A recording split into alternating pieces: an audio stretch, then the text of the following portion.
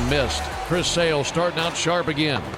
Hear Braves baseball on Carolina Country WCSL and The Boss WOHS. It's Tee Up Tuesday, each and every Tuesday at the Westport Golf Course in Denver. Tee it up and play all day, as long as you like, for just $30. That includes cart and green fee, and you can play for $30 on Tuesdays at the Westport Golf Course in Denver. For your tee time, call 704-489-8088 or visit their website at westportgc.com. Enjoy a great golf experience at the Westport Golf Course, 7494 Golf Course Road, South in Denver. It's Employee Pricing Plus at Marburger Chrysler Dodge Jeep Ram in Shelby, putting the power in your hands. Now you can receive employee pricing on select new 2024 or new 2025 Dodge models, or choose available attractive offers. Contact dealer for details. Check out the Dodge Performance Vehicles Employee Pricing Plus at Marburger Chrysler Dodge Jeep Ram, 1310 East Dixon Boulevard in Shelby. It's the Yamaha Wave Runner Best of Show sales event at Full Throttle Power Sports in Lowell. Come check out wet summer fun with a new Yamaha Wave Runner and save up to $2,500 on select off-road Kawasaki models and get up to $750 in bonus bucks on a new Honda. Take up to $2,500 off remaining 2024 Honda models. And don't miss the CF Moto Rev and Ride sales event with 1.99% APR financing or up to $1,500 in rebates on select models at Full Throttle Power Sports, 100 Indian Walk in Lowell. Online at ncfullthrottle.com.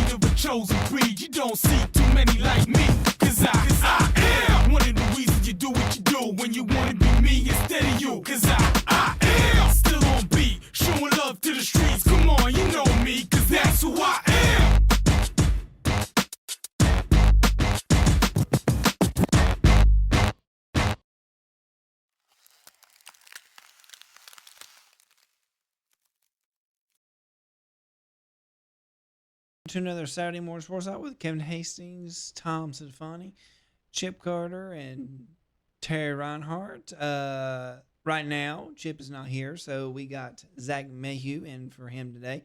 And wherever the Wolfman is, I'm not sure. And of course, but we do have Tom, so he's going to be having a fun time talking today because we do have Tom. It's kind of like saying we don't have like real Coke, but we have this Clover Valley beverage. That's what it sounded like, Shasta. I just want to say, be thinking about Terry. His daughter had a accident on a golf cart and broke an ankle, and she's going to have surgery this morning. They're okay. His son-in-law and his granddaughter was also in the golf cart when it happened. They're okay. His daughter does need to have surgery this morning. That's where Terry is. So just Terry, we're thinking about you and we're saying a prayer for you. So hopefully your daughter has a fast recovery. Well, good morning, JP. How are you and everyone else in the morning? I guess the Shafted driver's shaking his fist at the radio right now because after Tom's comments. Guess we're not getting that sponsor tomorrow. Took me a minute to catch up to the sarcasm. Shasta will not be sponsoring next week's show. With their old 3 liter sodas. Anyway, the sponsor of our 3 breakfast. liter. I forgot about those. Yeah, They don't make those No, anymore, do they? no. Oh my God, I forgot about the 3 liter. This week, our breakfast sponsor is McDonald's of Cherryville, and they take care of us. Stop by, see them breakfast, lunch, and dinner. Best time, hit them up before and after the ball games here in Cherryville, post 100 and Cherryville High School games. We're enjoying our breakfast. I had an egg and cheese biscuit with a strawberry banana smoothie. Zach, what are you having this morning? I just had a regular biscuit and a hash brown. Tommy? I had a bacon, egg, and cheese McMuffin hash brown and a coffee. And JP? I'm about to start on my sausage biscuit and chocolate milk. All right. Well, good morning, everybody. This is Saturday Morning Sports Talk brought to you by McDonald's of Cherryville. I'm Kevin Hastings. Tom Cinefani and Zach is in the house. Chip is out of town, so it'll just be the 3 of us this morning. So Well, four of us. It'll be the 3 of us this morning. JP, you want to come in and sit here in Chip's seat and answer the golf questions? I can try. Nah. It won't go very well, but hey. I do think I have a Star Wars reference here for you in a little bit for something, JP. I'll have for you. So I think I got that for you. But good morning though. We do talk NASCAR, NCAA football, basketball, baseball, NBA, Major League Baseball, NFL, golf, and more. Some local sports. If you're listening to this Signal 92.9 FM, 1590 AM, you can also watch the show every Saturday morning. Get out of here.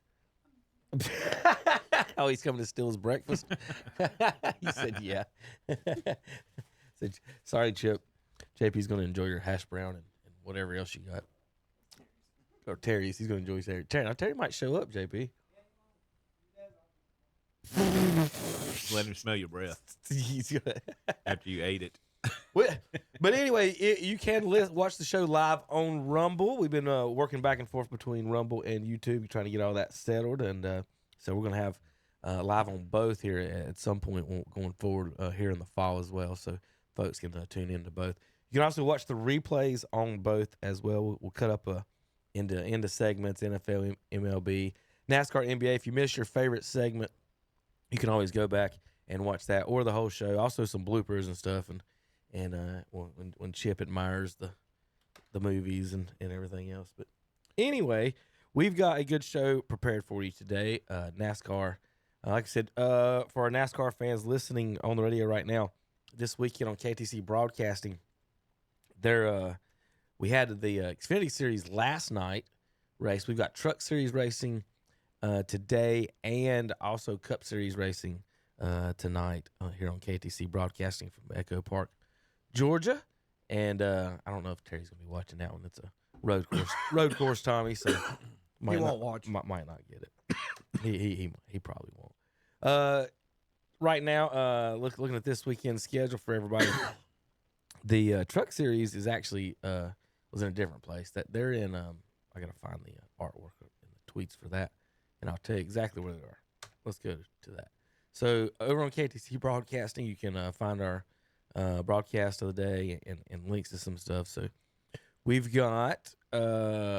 Well, I did have a link for that. I can't find it. Of course, I say that now. I can't find it.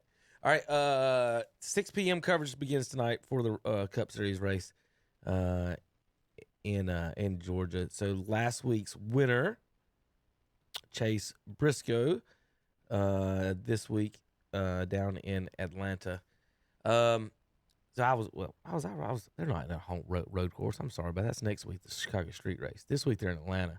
It's called the Echo Park 400 times. So people are like, don't call it that. It's Atlanta. So just to clear it up, a little confusion on that for me. I obviously as well being silly and not looking at my sheet here. All right. So anyway, 7 p.m. Atlanta should be a great race. This new car's been doing a good job there. But I would say this. Let me pull up the weekend schedule. Other tracks has not been doing too great, but this one has been nothing but a good race. So I would advise on that one. So all right, today's schedule here now. I finally got it up for you. All right, so qualifying for the is Lime Rock Park is where the Craftsman Truck Series is at 9:30 this morning. 1 o'clock is the race. We'll have coverage of that KTC Broadcasting. The Lime Rock 100 is at 4 p.m. And then the Quaker State 400 available at Walmart, 7 p.m. tonight. Cup Series racing is supposed to start around 7. We've got coverage starts at 6 o'clock. All right, Tom and Zach, did either one of you catch any of last week's race? I did not. We'll make sure. I want to if you got in-person coverage of it or not, if you checked it out or not. So Did not check it out. before I say anything, Terry's our NASCAR guy. silly or stupid. Terry's our NASCAR guy. He's called it. Where is our fill-in Terry? He took it with him. He took it with him. He did. Oh, I'm talking about yeah, he was supposed to sit here and fill in his seat. Yeah. Well, that happens sometimes. So, anyway, all I know is Joe Gibbs Racing got a win. Correct. yeah, I did want to show you this one though, Tom. So for the folks on the radio here, so hey, let me look at this. We're laughing at this. We're talking about we have highlights and stuff on the internet on a Rumble show here. So look, all right. So my man here took a tire to the chest. Ooh. How about this one? See if we got any sound on it. I don't think we do. Was he okay? Yeah, there was a broken rib or something like that. I'm sure. Partially collapsed lung and 2 broken ribs from the impact of the wheel gun jamming into his chest. The tire knocked the gun into his chest, and the gun is what actually broke his ribs. I mean, regular tires, fairly heavy. Those are probably really heavy. And it wasn't like it was sitting still. You're right. It was moving pretty fast. It was moving pretty good. But let's. I was gonna let you guys see that. That was Man. And he finished the pit job, Tom. He didn't lay down. He rolled over and did the job. So,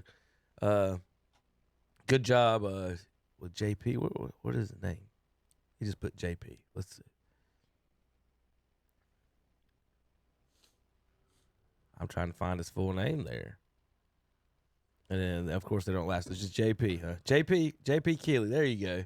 Took a tire to the chest. Would you take a tire to the chest, JP? Collapsed lung and broke rib and finished the. I thought you were talking about me for a moment. Now we're talking about this guy right here. He's the one that took the gun to the chest. So, pretty dangerous sport there, Tommy. I tell you what, man. He's lucky you didn't kill him. Yeah. Friday. That's why they're wearing helmets. You're talking about, it hit him on. You watched the hit him on the Hit the right side of the chest. Yeah, if it would hit him on the left, could have induced a heart attack. I know, man. It's just that's a large object coming at you at high speed. We've seen a lot of tires this year, just kind of get loose. So like that was from another crew. Yeah. So how did that happen? Did they? I don't have the backup on that. Okay. That was coming pretty hot in too. I mean, all right. So, they're coming out. They're talking about doing Days of Thunder too. I heard about that. How about watch Cody Ware going through turn 2, and if this isn't as close to Days of Thunder as you can get, guys. I mean, I don't know what else to say. How about this? Yeah. Of course, it pauses there. 1 set of stickers, 1 set of 6 laps cup. You said 1 set of stickers, 1 set of scuff? Yeah. Wow. Nothing but smoke for a couple seconds, and you see the back of the I car. locked him up, but I little honestly don't freedom even know there. how we got through that. No contact. Said it wasn't played again. Any damage? Slide him. I might have locked him up, but I honestly don't even know how we got through that. Was that the Cup race? No. That was. I was getting ready to say, wasn't a whole lot of people. There must have been the Xfinity race. Yeah. That's what he saw. Yeah, I remember that scene. Yep. You just Drive got through to it. drive through it, Tom. Drive Drive through it. Hope it works. All right, we do have coverage this weekend and tonight of the race. How about Bubba Wallace's brake failure? Check this one out. Oh, flat. Yeah, tire's flat. And Another right front tire. Similar to Herbst. I was going to say team car. Yep. Oh, my God. Oh, boy. Oh, hold it up there. Hold it up there. Tore the car up, Bubba. Tore the car. Tore the car up, the car Bubba. up. Sorry, Tore it Michael. Sorry, Michael. Tom, see if Tore you the car find up. the odds for this weekend's race? I gotta look it up. Road Tire goes course. right in the upper torso, the head area of the rear tire changer for the 88, J.P. Keeley. He's a D1 lacrosse player, so he's taken some hits before, but this right here, that is a vicious hit. In his hand, it almost looks like, and he drops the gun. You see him, he grabs the gun and gets up and finishes the stop. You want to talk about tough and athletic? I mean, that's just, whew, that is some scary situation. So good to see him finish the stop and being checked on right here. That's gonna hurt, man. All right, this is what I want to show you. All right, so NASCAR racing is fun and all, but whatever this is, whatever league, this is maybe some of the best racing video in the history of racing video. This isn't NASCAR. Pro 2 versus Pro 4, whatever that means. It's the final lap. And boys, I'm just telling you, just tune in. Tom, you found those odds? Blaney's the favorite at 7.5 to 1. Kevin, he does pretty good at the yeah. And then they've got these tracks. Logano's 9. I was about to say 1. what's Logano was my second guess. I was about to exact. Austin Cindric is 10 to 1. Chase Elliott's 10 to 1. Keselowski's 14 to 1. I haven't talked much about Keselowski in recent years. Drafting track. Them old boys can figure out how to get around And the track. Terry's own Kyle Busch. There you go. 14 to 1. All right, Tommy. Y'all get ready. The greatest racing you've ever seen. Bubba Wallace 25 to 1. Put a grand on Bubba. The final lap, the final time through Forest County, Potawatomi, turn number 1. It's Keegan Kincaid and CJ Graves. Just a couple corners to go. Can Kincaid hold on? The underdog Pro 2 trying to win at his hometown track. Remember, the Pro 4s can go wherever they want. They can go outside, they can go inside, but watch it drive. Keegan's playing just every bit of defense as he can, but watch. All right, for the folks on the radio, these are basically like off-road trucks, and they are hitting jumps and just flying through these jumps, which is just, this is so fun to watch. Basically like trucks and Supercross. So Jimmy Johnson didn't drive these exact kind, but this is what he did before he did NASCAR, was driving off-road trucks. But this race, you got the first 26 seconds, folks. It's about to get wild. CJ go to the bottom. He backs it in. Yeah, Kincaid trying to run that cushion. Oh, they're driving up on one another. They spin out and they're collected. They're parked. So the leaders are parked. Can they get unhooked? I don't know. know. Who is in third place? It looks like Kyle Cheney. They're still stuck together. The Both third of them place just car's standing 20 on the seconds throttle behind. Right now, trying to get unstuck. Man, if you can is see Kyle the Cheney going goosebumps to on be my the arm. underdog winner here? I don't know. That was your pick. Keegan Kincaid. They're all going to get back around. There's third place. Block him out. Block him out. What is going on? CJ, now Cheney drives up the back of CJ. Keegan comes out with the lead. Look at this. Fender hanging off. One final In his time. window. Your hometown boy. The Lucas Oil back forward. It ain't over. Cheney gets in the back of him. Cheney's going to push him across. Oh, man. What in the world? This is crazy, Crandon. They've crossed the finish Absolute line, mayhem. piggybacked on each other. Wow. Where's Toe The Major when you need second him? place bumper Tom, is on your roof. Wow. It's racing hard, man. But besides how fun that was, the ending and wild, and the three cars coming in together at the end. Let's back up and look at how fun is this racing in general, because they're not like getting like deep, like really high air. They're going like as fast as you can air and just taking off. Like this is what you pictured, Zach, the Dukes of Hazzard running from Roscoe. Like this is exactly what you're thinking. Like that's the best way I can describe that. Just think of a Dukes of Hazzard having a race. Forest County, Potawatomi, turn number 1. It's Keegan Kincaid and CJ Graves. Just a Tell me couple Junior corners Johnson to didn't go. do this Can up in Kincaid Morganton. hold on? The underdog Pro 2 trying to win at his hometown track. Up on that Blue Remember, Ridge the Pro Parkway, 4s Tom. can go wherever they want. They can go outside, they can go inside, but watch it drive. Keegan's playing. And you know what you say at the end? Didn't spill a drop. Yeah. Not a drop. Not a drop. All right, boys, NASCAR racing tonight from Atlanta. You got a favorite in your picks, Tom? Or you gonna lean towards anybody? I think I'm gonna take Bubba 25 to 1. I tell you what, man, it's pretty good odds. Zach? Well, I'll take I'll be Terry today. I'll take Kyle Busch. He ain't had but one top 5 this year, so I'm gonna maybe have a good day. Suarez is 30 to 1. What is Eric Jones? That's my sneaker bet on all the like the tracks like this. He's always he always does pretty decent, but he don't get the good odds. 65 to 1. There's you a good small $5 bet to put on there, Tom. And pick to win it. I asked Logano off of feeling earlier. Let's go with Logano. He likes to block, so that'll be my pick for this one. All right, when we come back, we've got NCAA Chanticleers umpiring baseball to talk about in just a minute. KTCBroadcasting.com. For over 60 years, Motorcycles of Shelby has been serving this area, and they continue to do so today. Right now, you'll find a good inventory of dirt bikes, plus 150 and up to 450 models of on- and off-road bikes. See the new 2024 Honda Rebel, along with 4x4 ATVs and side-by-sides, including the Pioneer and the Talon, plus Gold Wings and Trikes. And don't forget about their parts and service department. That's Honda Motorcycles of Shelby, 4402 East Dixon Boulevard in Shelby. Online at HondaMotorcyclesofShelby.com. At Coyote Tractor, we hold dirt in the highest regard. That's why we're digging up some of our best deals so you can get out there and plan. We've got cash back and 0% financing offers available on 22 to 110 horsepower tractors, utility vehicles, and zero-turn mowers. Coyote, we dig dirt. Offer cannot be combined. Financing subject to credit approval. Some restrictions apply. See your authorized Coyote Tractor dealer for details. Your Coyote dealer is Weston Sales, Highway 18 North, 27 West intersection in Vail. All your hard work is finally paid off. It's time to celebrate. Congratulations to all of our area graduates from everyone at Car Fair Auto Sales in Gastonia. Graduation is an impressive achievement. You've reached the finish line, and it's time to start your next journey.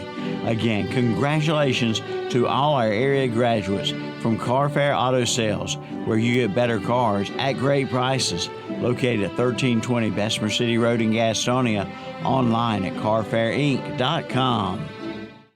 Congratulations to all our area graduates from everyone at Marburger Chrysler Dodge, Jeep Ram, and Shelby. As you embark on this new chapter of your life, embrace the journey ahead with optimism and a sense of adventure.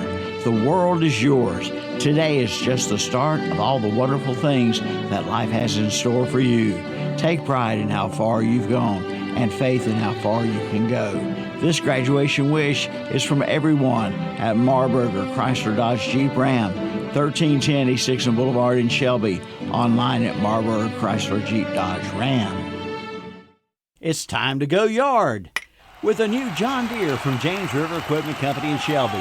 Now you can buy James River 1025R compact tractor for only $189 per month with 0% financing for 72 months. You can add a front-end loader for $60 a month or add a belly mower for $40 per month. And when you come in and get a quote, you'll be entered to win All-Star Awards. So go yard at James River Equipment Company, 703 North Coast Road, Highway 180 North in Shelby. Congratulations to all our area graduates from everyone at Marburger Chrysler Dodge, Jeep Ram, and Shelby. As you embark on this new chapter of your life, embrace the journey ahead with optimism and a sense of adventure. The world is yours. Today is just the start of all the wonderful things that life has in store for you. Take pride in how far you've gone and faith in how far you can go. This graduation wish is from everyone at Marburger Chrysler Dodge Jeep Ram, 1310 East Dixon Boulevard in Shelby. Online at Marburger Chrysler Jeep Dodge Ram. And we're back on Saturday Morning Sports Talk with Kevin and the gang. Or Kevin and the crew, I would say. The gang's not all here. I don't know sometimes about him. All right, good morning, JP. Good to hear from you. Good to see you again. Happy Saturday, everybody. So, trying to figure out how to start this with my questioning and how I want to go about it. In basketball, I've had an idea for a long time, you know, and we've had these. What's the role of a coach? Is it supposed to coach your team, help your team win, give instructions, encourage, or is the role of a coach to be a total jerk and yell at other human beings Like they're not human beings for 2 hours. Yell at other human beings like they're not human beings. Okay, I just wanted to make sure. Do they put that in their resumes when they go to these schools and these colleges? I'm really good at yelling at umpires or yelling at other disrespecting other men. But if that other man, if I call that other man a name or talk bad about him, if he gets mad or upset about it, Tom, he's a bad. He's even worse of a person. He's thin-skinned. He's thin-skinned and even worse of a person. But I should have the right to call that person everything I want to be. Tell him how bad a job he is. But if he doesn't like me telling him how bad he is, he's the bad guy. So that's in almost every sport, obviously.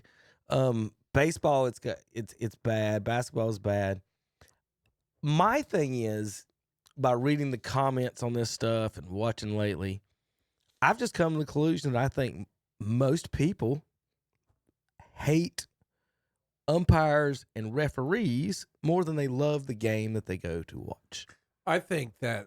And I don't understand. I just think the misery index in this country, for whatever reason, is just off the charts. So how do I deal with my misery? I just go to a ball game and tell an umpire how terrible he is, and I feel better about myself. That's why I took my wife to the Pinnacle Championship game so she could heckle you, Tom.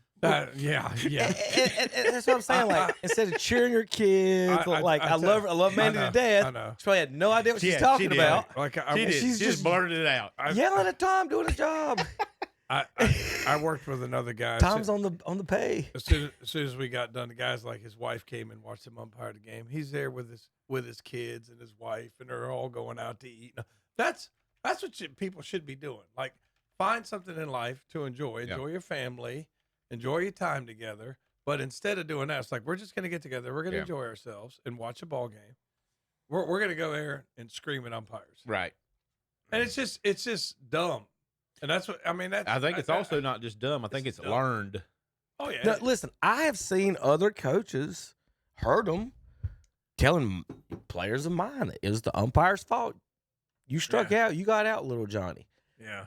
I mean, it is the thing where people do not take what is it, responsibility or whatever for your own actions or I failed. They don't take constructive criticism. I tell my kids at the start of the season, the greatest baseball player that ever played got out 7 out of 10 times. Before y'all do anything today and worry about what you did today, the best baseball player that ever walked this earth got out 7 out of every 10 times. And if y'all can't deal with that, it's not the umpires didn't strike out all 7 of them. Like it's not that. So like this stuff is when you go to the ballparks, folks, cheer your kids on in the game. It's the umps aren't looking to screw you or anything like that. Especially in the little. When you start running your mouth, that's when I'm like, okay, Johnny's getting a strike on the next one because you won't shut up. We had an ejection in the district tournament over there. Did we? Coach had to turned his hat around backwards to go yell at the umpire. I will tip my cap to them. They dealt with it. They suspended that coach for 2 games, which they should have. It's a 9-year-old game, Zach. It's 9-year-olds. You're trying to teach kids how to play the game, and you wonder why. It ain't always about winning the game.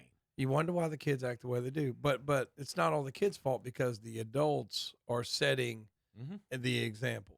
Now, me too. Though when I go out on the field, I try to be professional. You're not going to get everything right. There ain't there ain't an umpire that's called a game completely right, ever. Because you're a human being. If, somebody say if a human being's touched it, it's going to be flawed. But at the same time, just be professional, do your job. Don't interject, don't cause problems. And if one umpire gets this call wrong, there's going to be something on your side that you're going to get reciprocal back. Kind of balances out. Yeah. So just be a professional, do your job. And just like if you're a fan, do your job, cheer on your team. If you're a player, do your job, just play the game. So I guess everyone knows or seen by now the highlights of the Coastal Carolina coach. Yeah, I did see that. And the umpire falling down. I did see that. Kevin Schnall. And I read all the comments, Tom, and like you said, I haven't commented or responded to anybody. I'm wanting to get the overall feel of what the world is saying. Yeah, I actually posted about that. And that's where I got to the 90% thing where, like, I just think people hate umpires. Like, every comment, ump show. And I'm just like, did the coach do anything? Did he do anything wrong? Tom, maybe you've seen more video than I have it, because I've been trying to watch a little bit of it. From what I collect from the Coastal fans is that this coach was sitting in the dugout and he was reading scripture along with the team chaplain. Yeah. And they were going over the lineup together and doing their daily prayers. And the home plate umpire just decided, you know what? I hate that jackass. He's gone. Is that what happened? Because that's what Coastal Carolina fans say is what happened. Well, he wasn't reading Blessed Are the Peacemakers for sure. Well, so that's what I'm saying. Like, did he do anything? That's what I'm saying.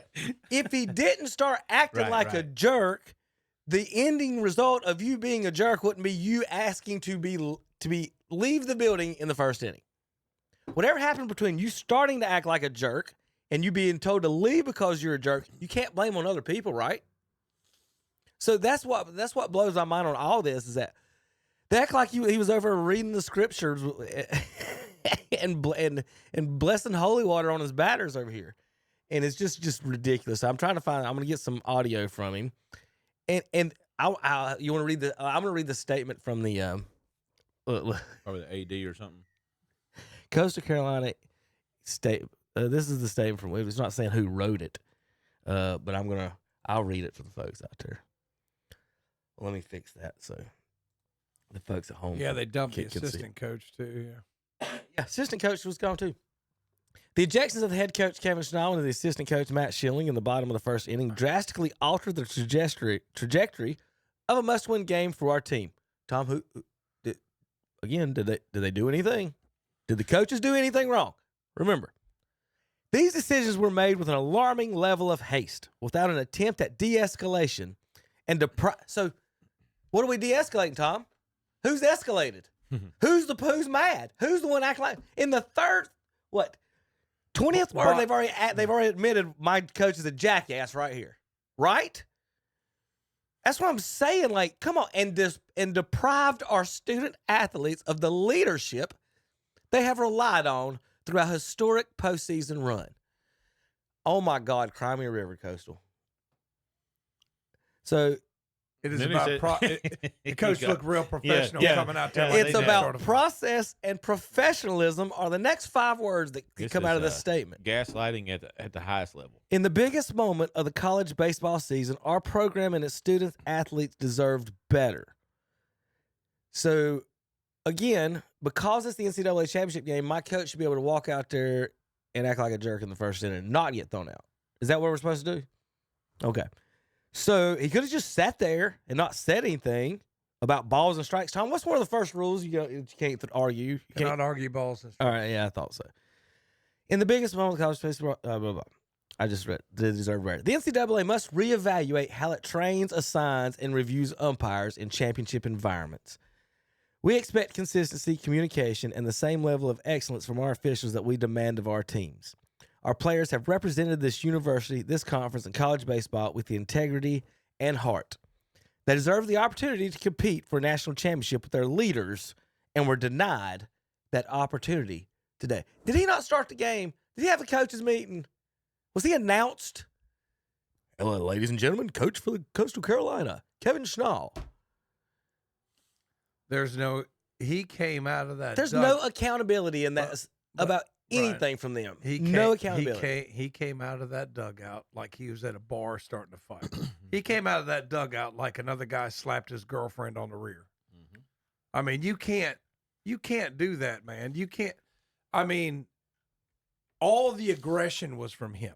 Yeah. Every bit of that aggression was from him. It's the bottom of the first inning. Correct. And we're arguing balls and strikes. We're arguing balls and strikes, and you're coming out there like Roddy Piper. I mean, I'm sorry, man. I mean, that's just. And I know it's a championship game, so what's the assumption here? That I have to take more crap because it's a championship game. Look at this dude. Look at this dude. Look at this dude. You don't do that. No. He walked away. He's trying to walk away.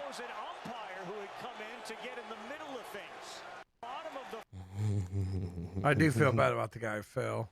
Looked kind of dumb, but it just happens that way. I mean, just the way that guy acted, and that level of aggression is just stupid. It's just I would.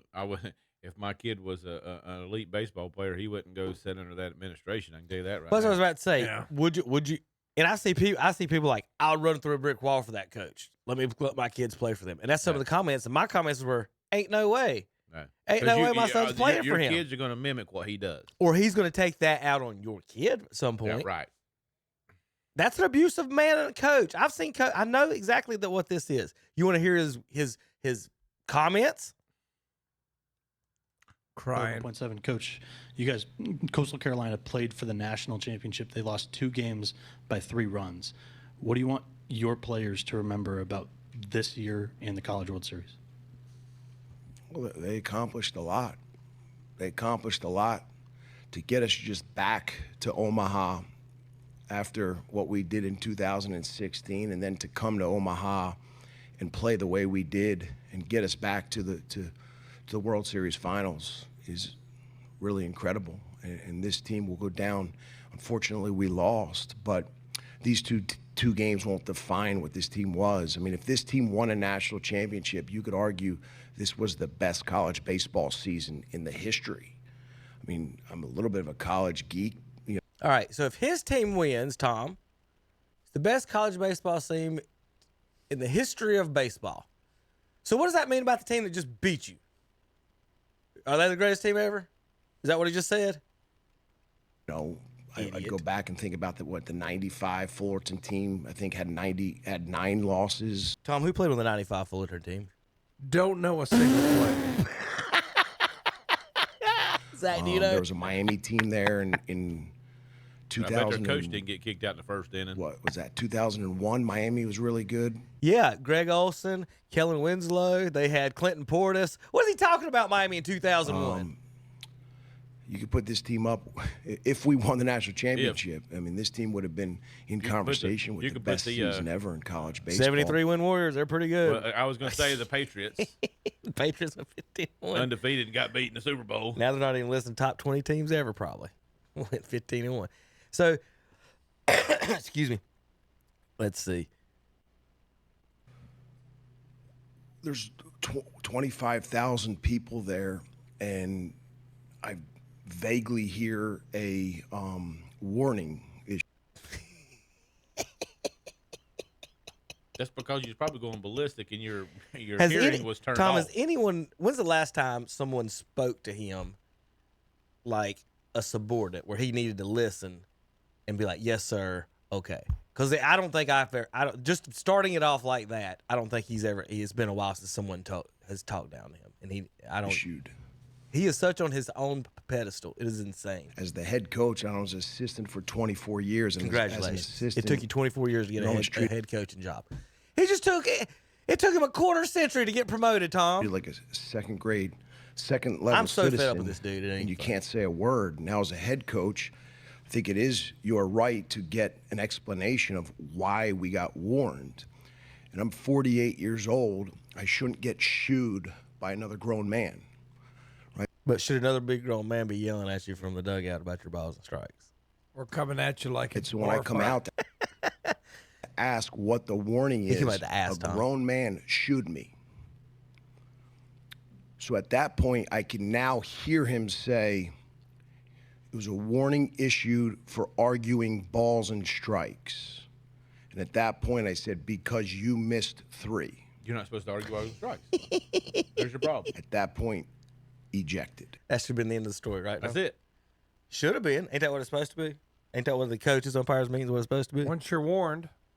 So he acknowledges his warning, and then he thought to be, well, I'm still gonna tell you missed 3. Mm-hmm. And I know by reading his mouth that he did. There was the F word in between you missed and 3 times. Yeah, I know. If that you effing missed 3 is what warrants he said. An ejection, I'm the first one to stand here like a man and apologize. 2 words that define our program are own it. And what does that mean is you have to own everything that you do. Does anyone at Coastal have a mirror? Does anyone at Coastal Carolina have? After the statement, he just says this and then the statement they put out. without blame, without defending yourself, without excuses. If you guys watched the video, there was a guy that came in extremely aggressively, tripped over Campos's foot, embarrassed in front of 25,000, immediately goes 2-game suspension and said, bumping the umpire. Immediately does that. There was no bump. He was embarrassed. I shouldn't be held accountable for a grown man's athleticism. They'll retract it, though, because now it's excessive. And the reason why it's excessive, because I was trying to say, I didn't bump him. It is what it is. But if that warranted an ejection, man, there'd be a lot of ejections. As an umpire, I feel like it's your job to manage the game, the national championship game, with some poise, some calmness, and a little bit of tolerance. All right, before I let Tom rant on this, he wants the umpire to have poise, but not him. He wants everyone else to make good decisions, but not him. He wants everyone else to be nice, but not him. He wants everyone else to have accountability, but not him. Now, I started this with a basketball thing, and I know I didn't clear that up, but this is where I'm going with this. The NBA officials, and we know that they've had their fixing problem or whatever. I've thought at some point level, we all grow up and we all play basketball, right? Zach, do we have officials at the park? We call our own fouls, do we not? I've always thought, hey, call your own fouls. Let's call our own fouls in basketball. The refs can help if out of bounds, travel, stuff like that. Let's call our own fouls, and when LeBron says, I got fouled and wants to go to the line on a BS foul, now you got 25,000 people booing you. Take some accountability. So, Tom, have you ever met a coach that didn't know every rule in baseball? Have you ever met a coach that didn't know that every strike that you called was right or wrong? Have you ever met a coach that didn't know every call on the field from where he was sitting in the dugout? So every coach I've ever met knows all that. But all the umpires are idiots. All the umpires are blind. But the guys sitting in the dugout see everything and know everything. So my proposal is, instead of having mamas and daddies out here yelling at everybody, to fix baseball, umpire your own damn games. Just stop it right there. Head coach, you're behind the plate today. Y'all rotate innings. You got this, you got the other pitcher, or however y'all want it, whatever you think's the fairest. I'm tired. I'm almost tired. I don't even umpire anymore. I'm just tired of every game. He acted like an idiot. His team got beat, and he's crying up here about his behavior and accountability of someone else. When all he had to do was just shut up about balls and strikes in the first inning. There are, if you count, 27 outs? How many do they play in college? Do they play 9 innings? They play 9 innings. 27 outs times 3. So now you got 60, 81 strikes to argue about, dude. And you're not supposed to argue about a single one of them. Just shut up. So am I not right, Tom? These eagle-eyed coaches that roam our earth, that none of them have ever volunteered to umpire, should all go behind. That's my new rule. Head coaches, you're behind the plate when the other team pitches. So you're calling them. So you're answering to mama. You're answering to daddy. The other coach goes on the field. Y'all just rotate every in. Is that a solution? Then who are we arguing with? Because they all know it. Well, I was working with a veteran last night, and he said, "You know why we have all the problems in baseball?" He goes, "It's not coaches, it's umpires." And this is all I said. Well, what are you talking about? He goes, "Well, umpires don't have the cojones to do what they're supposed to do." Was basically what he said. And everybody in the park.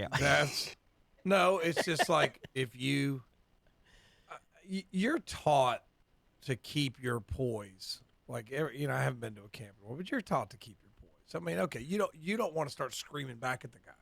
Correct. So, I mean, and I get that, which it didn't look like that. Didn't look like to me that's what the umpires did. It looked like he did keep his poise. And you're coming at him like it's a bar fight at 2 o'clock in the morning down in dirty Myrtle Beach. Yep. What's he supposed to do? Well, since this is a national championship game, I'm going to come down here and let you punk me down and scream in my face. Especially since he makes if you're 20 times more than the umpire does. If you're told the last two people I ejected, I told them to get in the dugout and they just wouldn't do it. So you're ejected. I mean, it's like, dude, you got to go. Just all that coach had to do was turn around, walk back to the dugout. Turn around, and walk back to the dugout. But he didn't. He kept coming. He kept coming. He kept coming. And that's why, I mean, look at this dude. Look at him. I showed from the start. I mean, it's just like he's warning him. Yep. Yeah. Yeah. Yeah, you missed F and 3. Yeah. I mean, you Now continue. you're gone. Yeah, and now you're gone. He's already been ejected. He's walking away. Yeah. Yep. He's de-escalating the situation. Yeah, and here you are in his face. Tell me he didn't bump him. Yeah. Tell me he did not make contact right there. Yeah. How is he going to say he did not make contact right here?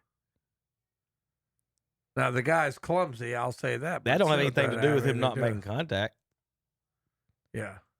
You tried to stand right there in front of him and de-escalate things, and he kept on going. No power just went, that's 2. Yeah. Yeah. And then here comes the assistant coach, who was not even supposed to be in the argument. Nope. For LSU, this seemed to stem from the first base coach. And then Schnall remarkably gets thrown out of the game. A College World Series game, too, in the bottom of the first. Well, and I didn't even see that building, guys. Like, it's one pitch, and next thing you know, Schnall's out of the dugout, and Angel Campos had clearly heard enough. That thing escalated quickly. Again, this will always come back to whatever was said. Assistant just got called. They may have just thrown another one out. You're still out here. Ask him for a warning. You're still out here. I'm allowed to ask him for a warning. Why can't I ask him for a warning? He just threw Matt Schilling out again, first base coach.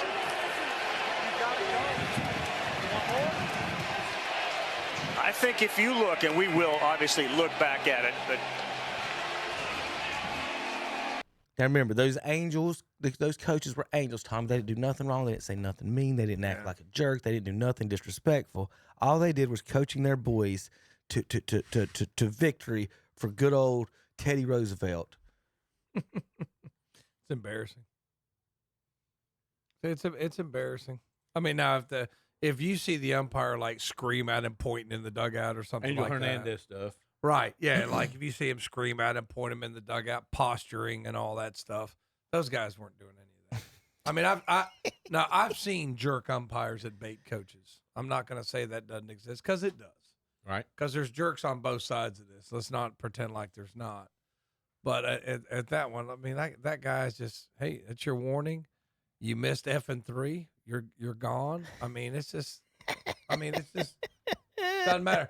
So I'm supposed to let you cuss me because this is a College World Series. Right, that's what they're saying. The coach should have been thinking, you're supposed to have the poise, Tom, to let me just tell you how bad a person you are. Yeah, because the rules change if it's a College World Series game. But and here's the thing: he would never say that to you on the other side of that chain link fence.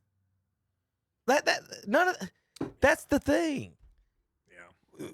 You know, the same thing with fans will sit there and argue with yelling at another team's coach. Like, you wouldn't say, none of y'all are saying that on the other side of that fence. And why? This one just really, everybody was like, hey, this guy was just poor coastal coach. You can't act like that. Ump job. I was like, oh my gosh, I can't wait to Tom there. All right, they did have one other controversy at the World Series. Zach, did you see them about the Christian song they wouldn't let play? Did not see that. Yes, sir. It's called God Is by Kanye West. I'm a little upset that the NCAA didn't allow that song to be played. They only played the instrumental version. They didn't let the words play, but it's okay. God is everything that hath breath, praise the Lord. That's a verse in the Bible, and that's just something I want everyone to know. You worship Christ, and that's what I'm here to do, and I just want people to know me as the guy who plays baseball that loves Jesus. I don't want to start a controversy, but they wouldn't play it. They wouldn't play it. It's religious? I don't know what it was. I don't know if it was religious or Kanye West or whatever, but I was a little upset. That's okay. Okay, well, let's finish on a high note. So when you're at the box, when did the cell phones and the lights and all that, when that start? So honestly, So that's the song he's been using all year, basically, and they wouldn't let him play in the national championship game, even though they played in the games before up to the national championship game, just not the national championship game. Zach? Well, just go do your job. Just go do your job. Well, they did. They won without all the antics from the coastal folks. All right, Tommy, your other thoughts on the College World Series? Well, it's now that's what people are going to be talking about. They're going to be talking about. I mean, I would tell the coach at congratulations, you made this about you. Yeah. Well, we're glad you made this about you and not the players, not anything else. We're glad you made this about you, and that's what it's all about. It's about you. That's what these mega maniac, what do you call this? Want to be the cult of personality or whatever, And then the organization just made it okay for him to do that. And then, of course, they backed him up with a statement. Unbelievable. They doubled down. They all doubled down on no accountability. All Coastal Carolina had to say. Tom and Terry's fault. We apologize for this unfortunate incident. That's all they had to say. But I mean, we lost, so we got to blame it on somebody. So they should have had to play. When they did that's what I meant to bring up. Go ahead, Kid. Go ahead, Zach. When they put the apology up, they should have had to play the video side by side with it. Yeah, to show how gaslighting. And let me tell you something else. The first time somebody offers that guy $100,000 more to coach baseball, he's gone from Coastal Carolina anyway. Somebody and he'll be like he was never there. So don't think this guy's loyal to you or your school. He will leave the minute somebody gives him a little bit bigger check. He's gone, and they're not going to remember. They're going to remember his name or remember the 1995 team's coach or player's name. So let's go over the box score real quick before to make sure I understand what happened before we take a break. It was the umpire's fault. The team had 2 errors. It was the umpire's fault. They struck out 13 times. It was the umpire's fault that the leadoff hitter, the number 3 hitter, and the number 4 hitter combined to go 0 for 12. Let's see. Might be a bad day for you on that. White's grounded into a double play. That's totally the umpire's fault. They left 6 on base. Damn umpires. 0 for 3 runners scored in position. And that old error that they had 2 errors, like I said, 2 errors. So the umpires had to go through 4 pitchers. Tom, umpire's fault. So whenever Coastal ends up with their final statement, we'll go ahead and make sure that it was the umpire's fault that we had those 2 errors as well. So. Well, I'm glad I make fun of their mascot, the Fighting Chickens. Because that's basically what the they French non-fighting chickens is what they are, Tom. They don't. The French. Yeah, I don't think the French are going to fight. I think he's a fake fighter. Congratulations, Myrtle Beach University. You embarrassed yourself on a national stage. What are the odds Myrtle Beach University embarrassed themselves? We'll be back. KDC Pro. It's a gigantic closeout on last year's pool supplies at today's Pro in Shelby. They've got to be sold to make room for new inventory. Prices have been reduced drastically. You can save up to 50%. All pool supplies, including pool chemicals, they've got to go. And for those backyard cookouts, remember today's Pro does propane refills, and they carry Monessa and Empire Stove imports. That's today's Pro, 1325 East Dixon Boulevard in Shelby, online at todayspro.com. Like them on Facebook, too. It's time to ride. Ride on over to Oak Grove Auto Sales, Service, and Body Shop in Kings Mountain for some great deals, like a 2016 Acura MDX with technology and entertainment package for $12,995. Put the top down on a 2006 Chrysler Sebring Touring Convertible, only $39,995. Get the best value for your trade-in at Oak Grove Auto Sales, Service, and Body Shop, 522 Oak Grove Road in Kings Mountain, online at oakgroveauto.com. Like them on Facebook, too. Congratulations to all of our seniors from everyone at James River Equipment Company in Shelby, your John Deere dealer. Congratulations on your brilliant success and achievement. Keep up the good work, and many more great accomplishments will come your way.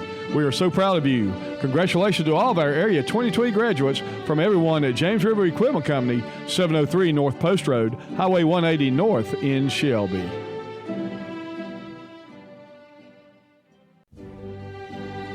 Congratulations to all our area graduates from everyone at Barrett's Floor Covering in Kings Mountain.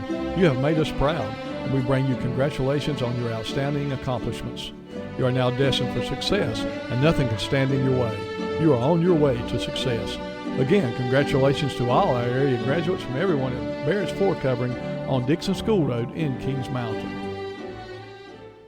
Where else are you going to find dependable, affordable, pre-owned vehicles priced under $10,000? At Marburger Chevrolet in Shelby, of course. Come see for yourself and ask about special programs for our military personnel. Also, special programs for our graduates with $500 bonus cash. Yes, Marburger Chevrolet appreciates our graduates and those in the military. Together, let's drive to Marburger Chevrolet, 200 West Dixon Boulevard in Shelby. Online at marburgerchevy.net. Like them on Facebook, too. Congratulations to our area graduates on your well-earned degree. This senior salute is from everyone at Duffy Clinic of Chiropractic in Cherryville. This is an impressive achievement. You have worked hard and earned it with high honors. You are full of potential, and we're sure of a bright future ahead. Again, congratulations from everyone at Duffy Clinic of Chiropractic, 1412 East Church Street in Cherryville. Give them a call at 704-435-4536. And we're back on Saturday Morning Sports Talk with Kevin and the gang. They're going to be talking about some more sports. I don't know which one just yet. They just finished with baseball, I guess. Like, we'll probably go into Kevin's favorite happening of the week this week. I did miss, JP, I did have a highlight for you. I found it a minute ago. And it was actually meant to play it during the racing segment because it is a racing highlight. So I do got that. If I gotta find it though here in a second. Do you got me in there? Yeah. Okay. So JP's highlight of the week. We always got to do at least one highlight for JP every now and then to keep him happy. All right, JP. Did you know this about Star Wars Phantom Menace? All the people in the crowd, it wasn't CGI. They were actually painted Q-tips. What? So in Phantom Menace, the pod racing sequence, so the one on Tatooine, so that set was a miniature, right? All the stands, and then like the starting point where they circled, where they started, and then there's some like rocks and rock formation and stuff. But it's like huge stands with it's like tens of thousands of people in the crowd, right? That's all the people in the crowd. It wasn't CGI. They were actually painted Q-tips. So the team painted, I think, like 200,000 Q-tips, different colors, and just put them in the stands. So that's what's in the stands in the Phantom Menace pod racing sequence is actually just Q-tips. Hold on, I gotta pull this up. And then there's a couple of like miniature models of like actual characters, not in the stands though, but like walking on platforms. And they're but the rest of the crowd, the entirety of the crowd is all just Q-tips of different colors. Holy crap. Yeah, but the shot's so far away you wouldn't be able to tell. Yeah, exactly. Like they pan it and they hold it for a while, but it's so far away you can't tell that it's not. Bro, that's insane. It's all just Q-tips. You just blew my mind. Yeah, I didn't know that. That's interesting. Well, I was trying to tie that into racing because it was a pod racing scene, so at least I was throwing that in there. The Q-tips. I thought you'd think that was neat, JP. Well, good morning. You doing all right in there? How's the McDonald's breakfast? We'll let you know when I start to eat it. You're the only person I know who will get food and just let it sit there for an hour. Yeah. Let it get cold. Nice and cold. I've been busy. It's cold sauce. Yeah, my phone. Disney Emoji Blitz ain't going to play itself. Best joke ever on KTC broadcast. He just said he's been busy. Candy crushing. Tom, he's doing a job. Hasn't ate his biscuit because he was busy candy crushing. I don't know what to do about that. I don't know what to do about these. How do we reach these kids? All right, speaking of these kids, remember last week we talked about there was a player wanting to avoid the Hornets and not play for them. Well, this is video of his agent, Omar Cooper, Ace Bailey's agent. So He's not credited, if you couldn't tell from his maybe behavior and dress, but Bailey was telling certain teams he didn't want to play for them. He didn't want to play for the Jazz and the Hornets. Jazz drafted him. Hornets didn't. So we're here to talk about the NBA draft. We'll go down the draft picks real quick, and then we'll talk about the embarrassment that is the Charlotte Hornets. I was wondering when we was going to get the text after you realized who we drafted. I'll say we'll go through the picks real quick, and then I'll say this. So Cooper Flagg from Duke went 1 to Dallas. Dylan Harper 2 to San Antonio. Ron Harper's son. Edgecombe 76ers went 3. I don't even know how to pronounce his name. I think it's Kniple. I don't know. I'll get someone else to pronounce it. It doesn't matter. Ace Bailey's number 5. He went to the Jazz. Trey Johnson, number 6, Washington Wizards. Jeremiah Fears, number 7 from Oklahoma, went to the Pelicans. Demon from BYU. That makes a lot of sense there why he went there, Tom. Went number 8. Like, name's Demon. I'll go to a church school. Is that how you say his name? You sure? I have no idea. Okay. It's spelled Demin. That's the best I got. You got any other guesses? How about Demin? Sure, if you want to be Demin. Is it French? D-Men. That's Damon. That's the Igor Demon. His name's Igor Demon. D-Men. When Terry was here. Like that's a classic villain. That's a classic villain name. Igor Demon. You're going to destroy your career. Destroy. Colin Murray Boyles got drafted by the Raptors, and he got caught on video saying the F-bomb when they said his name. He did not want to go to Toronto. He did not want to go to Canada. Kaman Malik got drafted 10 to Houston and got traded to Phoenix. The Hornets traded all their big men to Phoenix. They've got them all now. Then a couple other surprises down the list. Portland ends up drafting a guy from China who was sitting in the stands. He was supposed to go maybe second round, but apparently he got a tip off that he might go a little bit earlier. He ended up in the stands. UNC's Drake Powell went 22. And you know who did not get drafted? Who I would say right now could beat Con Knipple. You talking about RJ? In one-on-one basketball if we put him on the court right now today. Caleb Love. Oh, yeah. Did not get drafted. I know RJ did not. He's RJ Davis did not get drafted either. Did he get picked up by the Lakers? Yeah. I don't know who RJ's gotten picked up. I'll look like that some up good G League talent. Yep. I mean, I don't understand the Love thing. I think the boy can play. Let me He's see. definitely got an NBA body. Maybe they don't think he's 6'4". Yeah. 200 pounds. Yeah.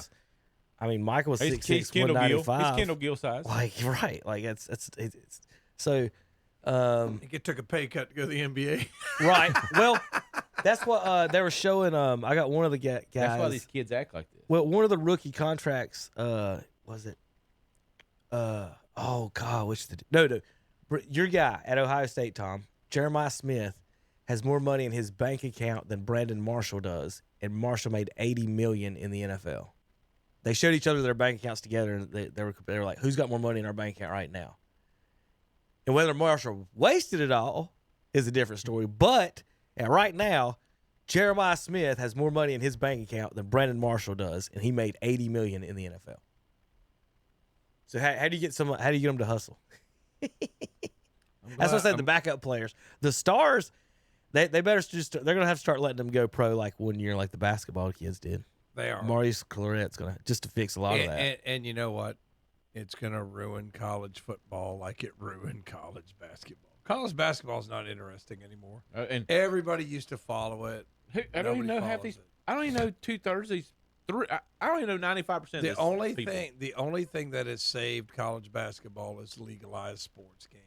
I mean, if there wasn't legalized, nobody would. I mean, you can't follow your players anymore. And now they move around everywhere. And they move around. They transfer 3 or 4 times. I mean, it's just not interesting. Well, let me read some scouting reports from on our draft picks. How about that? First of all, Caleb Love, in 174 career games in college, averaged 16 points, 3.5 assists, 3.5 total rebounds, shot 38% from the field, 32% from three, 84% free throw percentage. Let's see. At Carolina, He averaged 10, 15, 16 in the 2 years at Arizona, 18 and 17. As we said that, let's go over to Con Knipple. He's got 1 year under his belt. And somebody's going to tell I don't know how to pronounce Duke players' names. Could care less. And here's the thing. Whether or not, Tom, he's any good, Tar Heel fans are not going to buy his jersey. No. Gerald Henderson was here. I just want to tell the Hornets people. They're probably from out of towners, aren't from North Carolina, and don't understand. Hey, the North Carolina's a Duke's. Duke's a North Carolina school, not a New Jersey school. Like, folks, I'm telling you, he could be an all-star. It doesn't matter. Tar Heel fans will not put his are jersey not going to on. buy a Con Kipple jersey. Isn't he the one that got bumped by a fan and they were acting like it was or was that Flag? I can't remember. Remember when they rushed the court? Somebody beat Duke. I do remember that. Wasn't him. All right, let's try it. I want to make sure I do get his name. I do get his name right. Of course, then I get a commercial trying to play this. I had to watch a 30-second commercial to get the pronunciation of his name. So he averaged 14 points, 4 rebounds, and 2 assists. He can shoot a 3. Okay. That's basically what he is. So let's talk about that. He's a sharpshooter at 4. Let's say he is. 4. Let's say he can shoot 3s. Let's say he can fire away. Do you pick Del Curry at number 4? No, that's why I was saying he's a pick 4. When I seen that, I just hung my head. That's what I'm saying. Is that is a role player at number 4? And this is Tom. This is what off the bench role This player. is my problem with the Browns and Graham. Where did we pick? 4 or 5 at him too? 5. At that point, you can pick a super athlete, maybe a game changer, or you could pick a role player. Hornets picked a role player. So let's It's go. going to come off the bench. Con Knipple. Knipple. So K Nipple. All right. So as long as I get that, Duke fans are shaking their heads at us right now, and I don't care. I just don't. You're New Jersey school. Like I don't get it. We picked the second best white dude on the Duke team with the number 4 pick. How many Duke players have? One of them's won a championship. Is it Kyrie? Isn't he the only one? The only one that can dribble that's won a championship? You talking about NCAA? 4. Yes. Yeah, maybe Boozer, maybe. No, he didn't. Grant Hill, I would say, would be the only player in the history of Duke that a North Carolina fan would have bought if he would have played for the Charlotte Hornets. I can't think of another. So not only are you picking a role player, you're picking a jersey that nobody's going to buy unless they're a Duke fan or a fan of another team, a Ohio State fan who don't care, and they just want to pull for the Hornets, and they're a Hornets fan. But the Tar Heel fans aren't buying that jersey. No, you could have Tatum down here, and I wouldn't wear his jersey. No, they're not. Tar Heel fans are not wearing a Duke player's jersey, wearing it with the Hornets. I don't care who, unless, like I said, Grant Hill may have got some. But that's super greatness. People keep forgetting how great he is. Right. People keep forgetting how good he is. Yeah, it was Flipowski. That's the one that got it. Thank you, Coach Pruitt. Appreciate that. I couldn't remember which one of the Duke players. Wow. Because time goes by so fast. It does. I mean, you can't remember which one it was. Filipowski. Yeah, Filipowski. Wasn't that his name? Yeah, Yep. Filipowski. I can remember him from a couple years ago. But I don't know, Kevin. Maybe he'll be the next great Hornet. Maybe he'll be Larry Johnson. We'll just take him being Del Curry, okay? We'll just go that far. I think that Every sometimes- year I sit here and tell y'all what to do. Why don't we pick the best person that plays one-on-one and let's go? They're so embarrassing. They just really are. So let me read the scouting report, since because we're so excited. Ron Harper's father career earnings was $35 million. Dylan Harper's rookie contract will be $56 million. A rookie contract? 35. He's going to make more in his first so many years. They just projected out that by the end of his career, Cooper Flagg will make $900 million, based on the pay scale, the way it works now. I just don't know where this money's coming from, man. Unless you guys are right, China. I'm telling you. I mean, I just don't know, because I walk around the school like 25 years ago. These kids would wear NBA T-shirts, Michael Jordan T-shirts. They don't do it anymore, Zach. I'm just telling you. Like the younger generations aren't fans like we were. Oh no. Like every once in a while you do, but they're just not fans like we were. So sometimes I wonder. Packed out the Charlotte Coliseum. How many years in a row, Kevin? Attendance champions. Attendance champions. I mean, 10, 13 years, something like that. So it's not the same. Knippel was an outstanding shooter with an excellent feel for the game. both as a passer and defender, which gives him a high floor as a plug-and-play wing. I told you. Number 4 pick, a plug-and-play wing. Weaknesses: with the average combination of length and explosiveness, there are questions surrounding him about his shot creation. Finishing a one-on-one defensive prowess will translate against better competition. Yep. Perimeter shooting is always at a premium. Knipple is not just an exceptional spot-up threat and shooter on the move, but he also displayed his smarts and toughness with his ability to find other ways to put the ball in the basket. The maturity of his game, competitiveness, and unselfishness helped him play a significant role in Duke's Final Four run, notably stepping up when Cooper Flagg was injured in the ACC tournament. Knipple's well-rounded perimeter game, terrific three-point shooting, ultimately won out in Charlotte's decision process, with the Hornets attracted to his fit with their current roster and his current long-term potential. He should help stabilize their perimeter minutes immediately. With his dependability all season at Duke, a major selling point, the Hornets were thought to be exploring moves here, but were content to simply grab their guy and move forward. This is a strong match that should pay off in the right way for both sides. So everything I read, it's a match. He can fill his spots. LaMelo's going to throw him the ball in the corner so he can shoot threes. Okay, congratulations. We picked a spot-up shooter with the number 4 overall pick. Meanwhile, this demon went 5th. He just didn't want to play for us. Dynamic shot maker, Tom. We don't want him with great size. He can score from all over the floor. We don't want him. And he points on the board in bunches, but we don't want him. But to show you how college basketball's ruined, Rutgers had 2 guys in the top 5. So did Duke. Neither one of them won a championship. But Rutgers was like bottom feeders in the Big Ten. Mm-hmm. Because these guys are like individually, they're not. That's what I'm saying. The guys don't play for the same team 2 or 3 years, so it kind of ruins it. You know what I mean? The quality of the product isn't what it used to be. That's why college basketball's not as interesting as it used to be. How could you have 2 guys picked in the top 5 and not be a Final Four team? Yeah, it'd be terrible. He also brings a high level intensity on defense. We don't want that either. None of that. No player in this draft can score like Bailey can. That's the guy that's the guy who got picked after us, Tom. So that's just what we do here in Charlotte. We pick somebody who can stand in the corner and catch passes from LaMelo Ball instead of picking the best scorer in the draft. We don't want the best scorer in the draft. Just T-Mac is standing right there, and we didn't pick him. There's Tracy McGrady. Let's pick him. No. We picked, I don't even know who we picked. Some guy named Nipple with a K. We picked a poor man's J.J. Redick. Basically. Like I was saying, is he as good as, that's the question. Is he as good or better J.J. Redick? No, if you say no, then congratulations. Here's the name. We picked a guy worse than J.J. Redick with a 4th pick. Here's your name. We picked Tim Kempton. Tim Legler. Jeff Lebo. Yeah, and I'm a Tar Heel fan. Yeah, we got Jeff Lebo. We got Pete Chilcutt. Yeah, and 4. After we got Chilcutt played for the Hawks. Listen. He did. We got that after they rigged the NBA draft lottery. We didn't even get a good player after they rigged the lottery against us. I just can't with them anymore. At some point it's just got to stop. But it's not. It's just not. Good luck to the kid. You know, like I said, look, I'm not saying he's a bad player. Let's say we pick him at 22. I don't say a word. I haven't said a word about the rest of our crappy picks.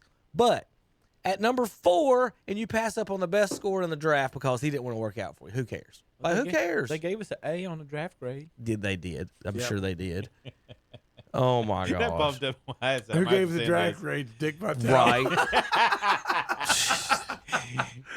Who's the other guy that does a Billis? Jay Billis. He's kind of. I did forget this, Tom.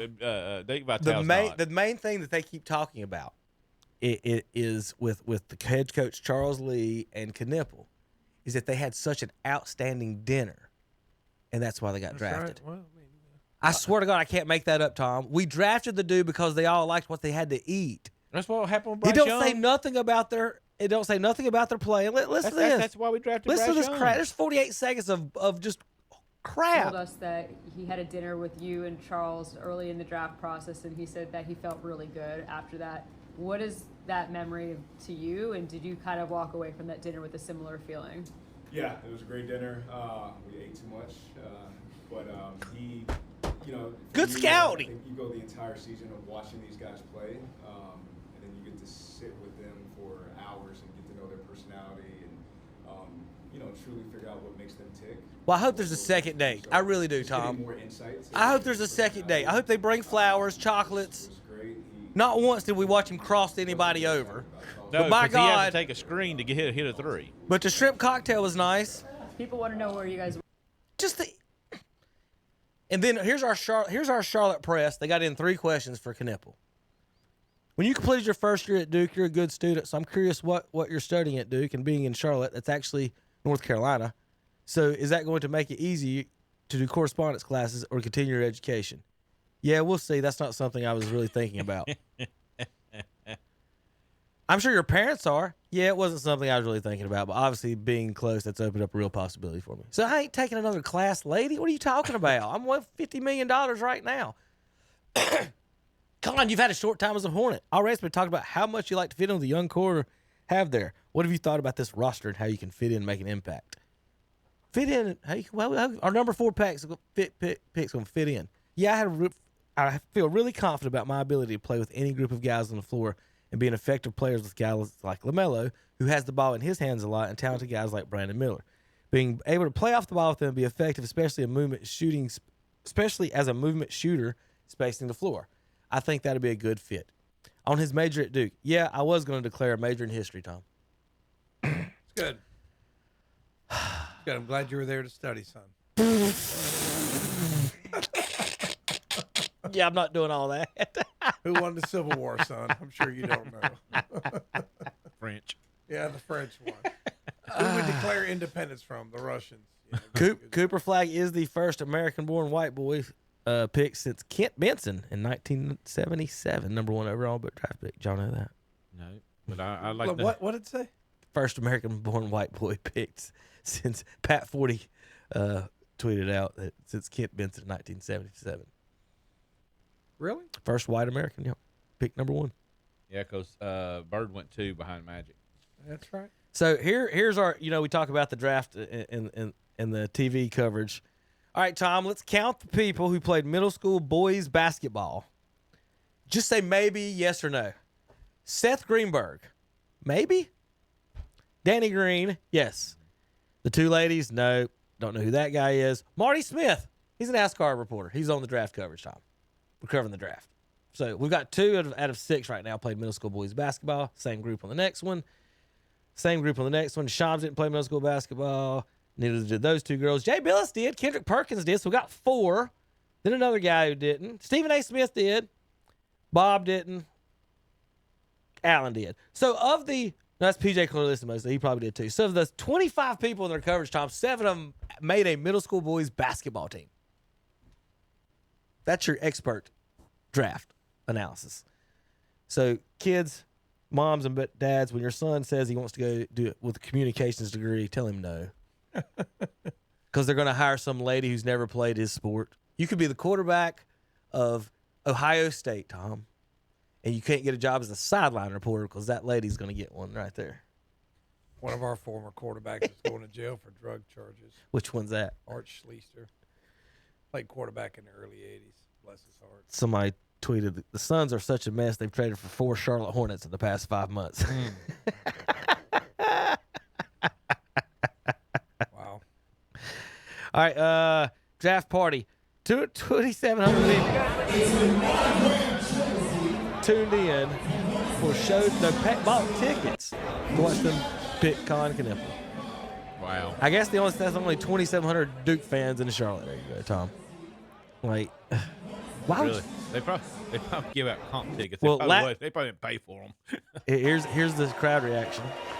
In the 2025 NBA draft, the Charlotte Hornets select Colin Kniffel. We got boos or cheers? What we got? That sounds like cheers. Well, they got Hugo in the back not looking too excited right here. Watch this. He's just clapping away. Probably like, where's Larry Johnson at when we need him? He ain't even jumping around. Then he got Hugo on the stage to jump around and get this pick hype, Tom. What we supposed to do? That was the Charlotte Hornets Colin Kniffel viewing party. Here is Colin Murray Bulls for the folks on the online can see it. Watch his mouth.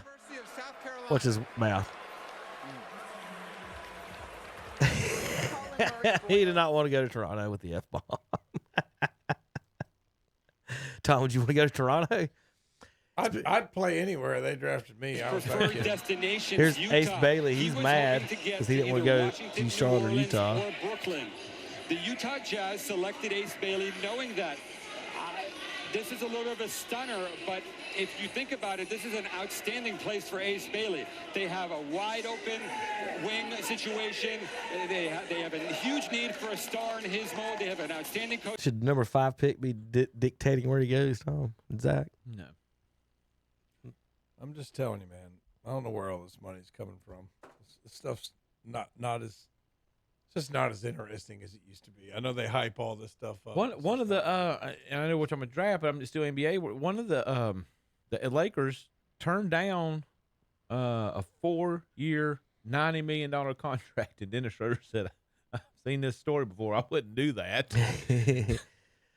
Like, what are you doing? You're turning down $90 million. Where is all this money coming? He wasn't even. He's a role player. He was Knipple for them. Mm-hmm.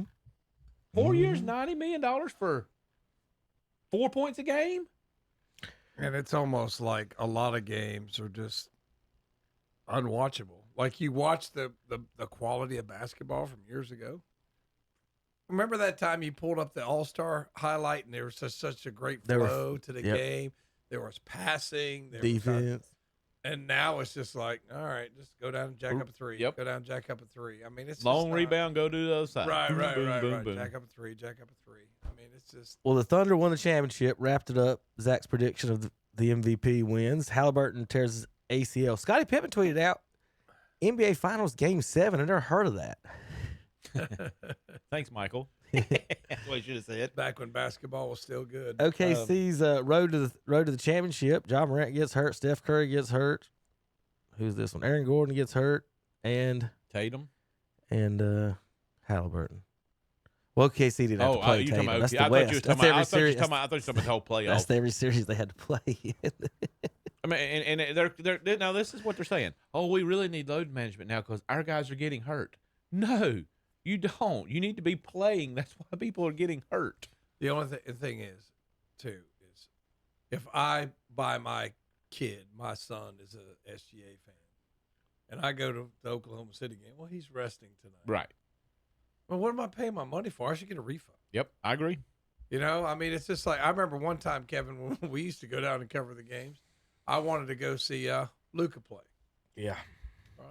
He's sitting today. He's not playing. Yep.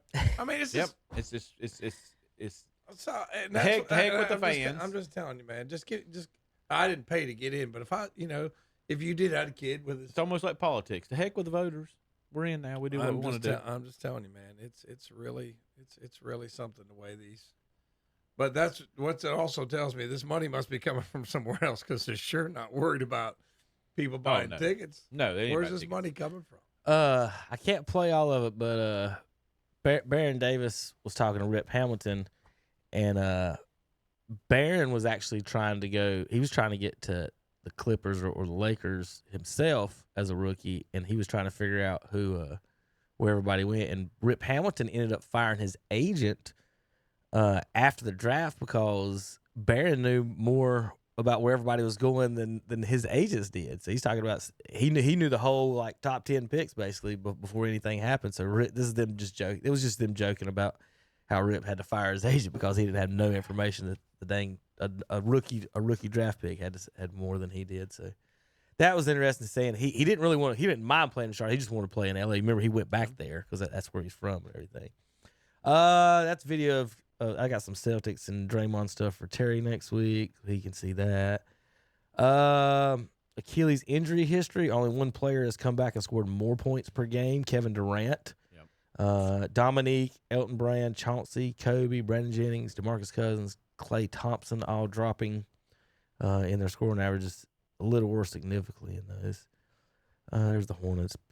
They stink on that one. All right. Let's see if y'all can get this one real quick. Little the schools with first round picks in both the NBA and NFL drafts this year. The schools with what? First round picks in both the NBA and NFL drafts this season. You talking man. No, just They had a first round pick in both drafts.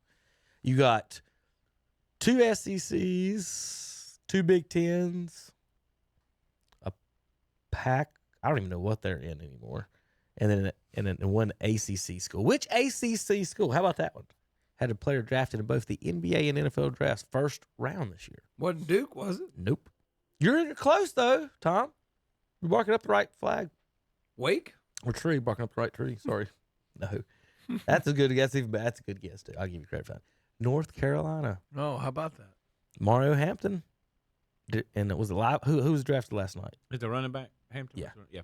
And then they had the kid we got Powell. I said his name just a little while ago. Powell's drafted. So 2 in the SEC. Texas and Georgia had 2 players drafted. Arizona, what conference they in right now? Who knows? That's the one I was saying. I don't even know what conference they're in. And then Michigan and Penn State had their players drafted. 2 players drafted. With that said, we did have a quick movement. I did want to mention this one on because it kind of ties into that. But we have Texas State is joining the Pac-12. So, Tom, you're a history teacher. This is going to have to go. Arizona's in the Big 12. Sorry. Good. This will have to go down in one of your classes or somebody. So with Texas State joining the Pac-12 and SMU in the ACC, Tom, we have brought the Pacific Coast and the Atlantic Coast only now a 3 hours drive from each other. It's a transcontinental railroad. There's your map right there. That's how far it is to get the Pacific Texas Coast to State. the ACC, in the middle of Texas. I'm sorry. Every time I hear Texas State, I cannot help but think the Texas State fighting armadillos. Because that's one with Kathy Ireland. Yes. Everybody had a Kathy Ireland crush in the early 90s. Come on, man. They should have. She's beautiful. Yeah. Oh, my goodness. All right. Any more NBA news and thoughts or anything for you guys? No, I've just been following. You know what? There's so much clickbait on the internet. Every time you don't win the NBA championship, you're going to trade away all your pieces. Oh, yeah. There's all these trade rumors. There's a fire sale in Boston right now. Crazy. Yeah, they're talking. Yeah, Boston. Yeah, that's one of the things they Kevin saved. Durant sweepstakes. Who's going to get him? This is what I was going to tell Terry. They saved $300 million basically in luxury tax this week by dumping Porzingis and Drew Holiday and a couple other folks. Tatum this year. So Let's Porzingis just save is some gone. money. Yeah, he went to the Hawks. Porzingis gone. Drew Holiday is gone. Drew Holiday was not happy. Jaylen Brown May is in trade talks. Yep. Hornets. Can we trade for a basketball player? Just one. But anyway, all right, we'll be back in a few minutes. We got NBA, Major League Baseball, NFL, and golf to talk about. KDCBroadcasting.com. We love baseball, hot dogs, apple pie, and Chevrolet. Now at Abernathy Chevrolet Buick GMC in Lincoln, take up to 10% off MSRP on the new Chevy Silverados. And all Buicks now $2,000 off, plus rebates too. Come in for all the details at Abernathy Chevrolet Buick GMC. 1445 East Main Street in Lincoln. Online at AbernathyChevrolet.com. They go together in the good old USA. Baseball and hot dogs, apple pie, and Chevrolet. Celebrate our nation's independence on Friday, July 4th as the City of Kings Mountain hosts Revolutionary 4th, presented by Caramon Health. The city will produce this event in honor of our country on its 249th birthday. Bring your family to Deal Park Walking Track at 6 p.m. and enjoy food trucks, inflatable games, an 18-foot slide, bouncy houses, and many other surprises. Enjoy a special patriotic program featuring the Loch Norman Pipe Band and a live reenactment of the Battle of Kings Mountain. Then enjoy the City of Kings Mountain's signature unrivaled fireworks display. That'll be at 9:45 p.m. For more information, contact City of Kings Mountain Marketing, Tourism, and Events Department at 704-730-2101 or visit the website at kingsmountainevents.com. Every weekend right here. Welcome to Kyle Petty's Back Then Again Country Countdown alongside the NASCAR legend. We're Charlie and Debbie. Yeah, I think a lot of people thought they were going to lose their girls to Carl Edwards. Have you ever seen Carl Edwards? When he first came around, I didn't know he had a shirt because he never seemed to have one on. He can't even pay to hook. It's Kyle Petty's Back Then Again Country Countdown with Charlie and Debbie. Friday afternoons at 3 p.m. on Carolina Country, WCSL, online at ktcbroadcasting.com. Performance meets power at Boyd Tire and Appliance and Boyd Lawn and Garden in Clover. See the new John Deere mowers, the Gravely mowers, and the Aaron's mowers. Ask about 0% financing for up to 36 months, plus a full line of Steel and Echo trimmers. Keep your lawn looking sharp with a stop in at Boyd Tire and Appliance and Boyd Lawn and Garden, located at 110 North Main Street in Clover. Online at BoydTireandAppliance.com. On the road again. Just can't wait to get on the road again. Before you hit the road, head to Zeus Auto Repair and Performance in Lincoln. With over 30 years of experience, they promise you'll be completely satisfied with their work. From an oil change to brakes to a North Carolina inspection to a tune-up, they are there for you. Get on the road again with a stop in at Zeus Auto Repair and Performance, 1122 South Aspen Street in Lincoln. Open 8 to 5 Monday through Friday, 8 to 12 on Saturday. Online at ZeusAutoRepair.com. And we're back on Saturday Morning Sports Talk with Kevin and the crew. All right, good morning. Quick we'll get a little baseball in. We talked a little bit about the NCAA a little bit earlier. We'll talk a little Major League Baseball here. Is this we talk catchers, they like to frame. Is this the greatest frame job in the history of frame jobs? All right, we'll let Tom, since he's an umpire, see if he had called a strike here. See if he'd have been fooled by this frame job. Here we go. Well, I ain't got no sound on it. Hard to frame that one. Yeah, he just did. Watch him. Watch him. I think he's trying to get Watch out. him. Oh, it's all. Okay. Did you see it? Yeah, I saw it at the end. Yeah, okay. So, Chris Sale misses the catcher. Well, the ball lands in the batter's box, and it goes off the brick. Catcher catches it. Umpire's looking for the ball. Catcher catches it, almost hits the batter, spins around, and then frames it right there, Tom. And then he looks at the umpire. I like catchers like that. That catcher's got a good sense of humor. I did the best I could for you. That's awesome. And what's bad about it is the umpire has no idea how funny that was because he didn't see the ball back, bounce back at him, make that catch, and then he framed it. The umpire's just looking down at him. This catcher's holding the ball like, well, what's it? Is that a strike? I mean, I don't get mad at him for doing it because, like, some will say, like, when you do this, okay, you're telling me it's a ball, right? When you do, like, if you're jerking it, I'm assuming you jerked it for a reason. Okay, this is what literally he's doing. He's going, whoop, whoop. You're telling me it's a ball, Samson.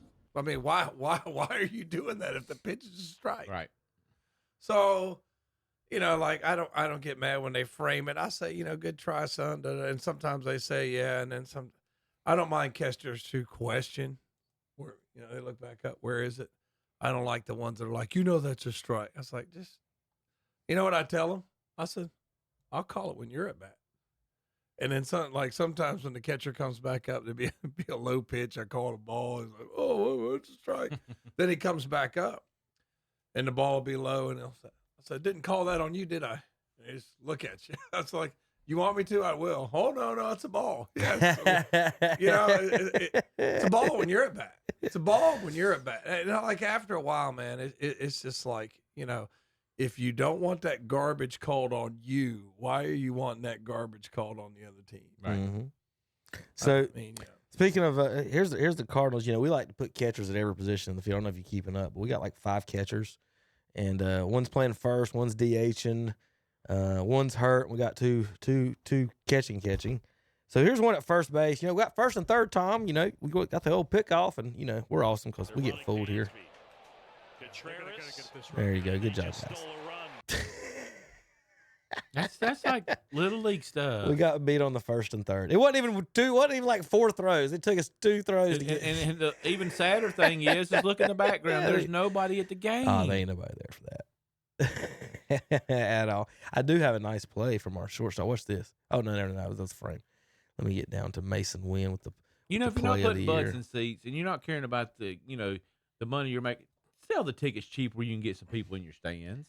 Just telling you, man, people with the expense of it and all that,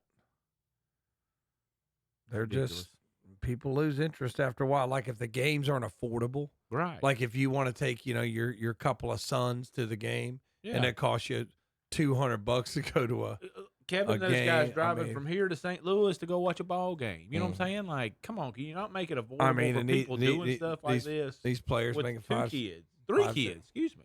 And they have ability that very few people have, and they should be well compensated. But when it's getting to the point where we're overinflated concession prices and ticket prices, and people can't take their families anymore, so billionaires can make more money. Well, I don't think people mind paying the tickets as much as when you get there, it don't cost you $50 for 4 hot dogs. $2. Like it shouldn't be that hard, right? A Coke, $1. I mean, really.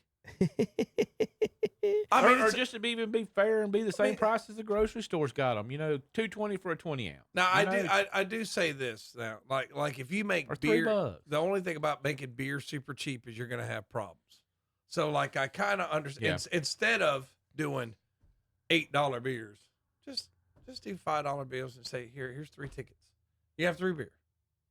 And I know people are going to cheat the system. They're going to get right. I mean, but it's one of those things. Just kind of you've made enough money, dude. You know what I mean? It's like.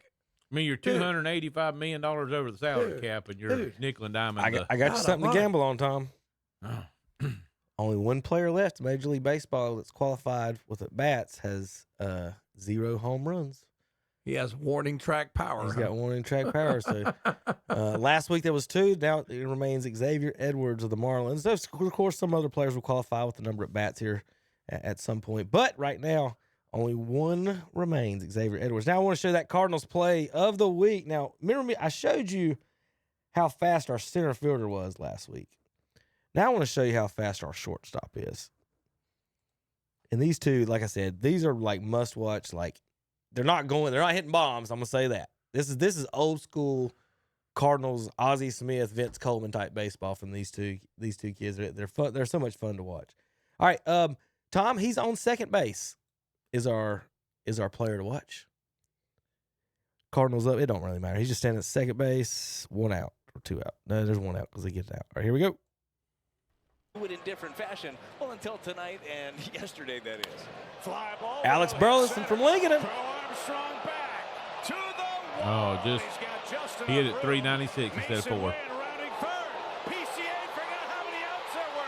Oh, wow. How about a sac fly from second base?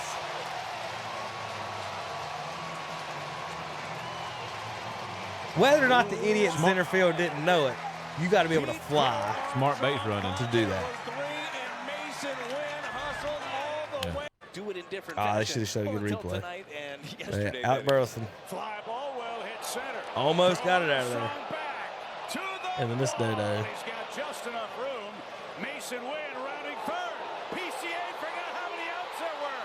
The front of the plate lane. Terrible throw from second. Yeah, the cutoff man didn't do a good job. Well, that umpire probably missed the tag. Look how, and not even close. Like the throw. Terrible throw from second. Well, he threw it from in front of second base. He's not going to get him anyway. He threw it from in front of second. He's not gonna he get was him. safe by him. Yeah, he was there. But yep. So those dudes are fun. Let's see. Any other? There's a Ric Flair one. How about catcher for Seattle, y'all? Cal Raleigh. He's on like Barry Bonds and everybody type pace. Switch hitting catcher, home runs. And this is and they're having an argument online, Tom, that the whole WAR thing, which is more valuable, the Aaron Judge or the catcher hitting as many home runs. I'm like, the catcher hitting as many home runs. It shouldn't even be a close. The guy standing in right field, eating Cracker Jacks. You're telling me that guy's as valuable as the catcher? And I know as an umpire, the catcher's involved in everything, every play, every pitch. And if someone can get up there and hit too, that is just ridiculously valuable. I don't see why you would hold it against a catcher. I don't see the argument on that one. The Aaron Judge was chasing 62 homers. They inserted Goldilocks balls into the games. The balls reportedly traveled further than the dead balls they were using that season. The Cal Raleigh fans are wondering if they're going to give him the same treatment as they did Aaron Judge on the special baseballs. Like a Everything's like a a conspiracy. six whatever guy needs a Goldilocks. Did y'all know that he was locked in his office, okay? So Mike Schilt, former Cardinal coach, and when he was suspended from the Padres, here's a little quick story. Did y'all know that he was locked in his office, okay, for the game? And there's MLB people that sit in there with him and make sure he doesn't pick up the phone to like call down to the dugout or call down. Like they lock him in his office. He can't leave his office, right? I'm like, what if you got to pee? They're like, oh, they follow you. He's like, he can't. He's like, you just had to sit there like this and just watch the game on the TV. Like MLB people were watching him everywhere. I'm like, damn, that's crazy.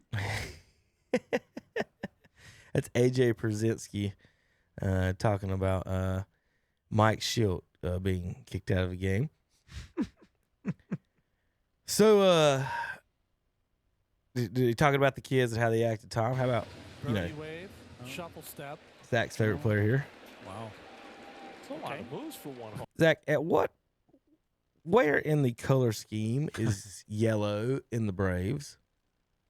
You can't do this. They used to have rules. You can't do this in the NFL. Right. You used to have rules for that. You can't do it in the NBA. Now, the NBA has loosened their rules on the shoe colors. You still got to have the NBA socks and everything, the NBA headbands and all that other stuff. But baseball, like, they're out here basically wearing, like, he's wearing a Savannah Bananas outfit It looked like with an Atlanta logo on it. It's almost like is it not? You watch a baseball game, sometimes it could be like a NASCAR race.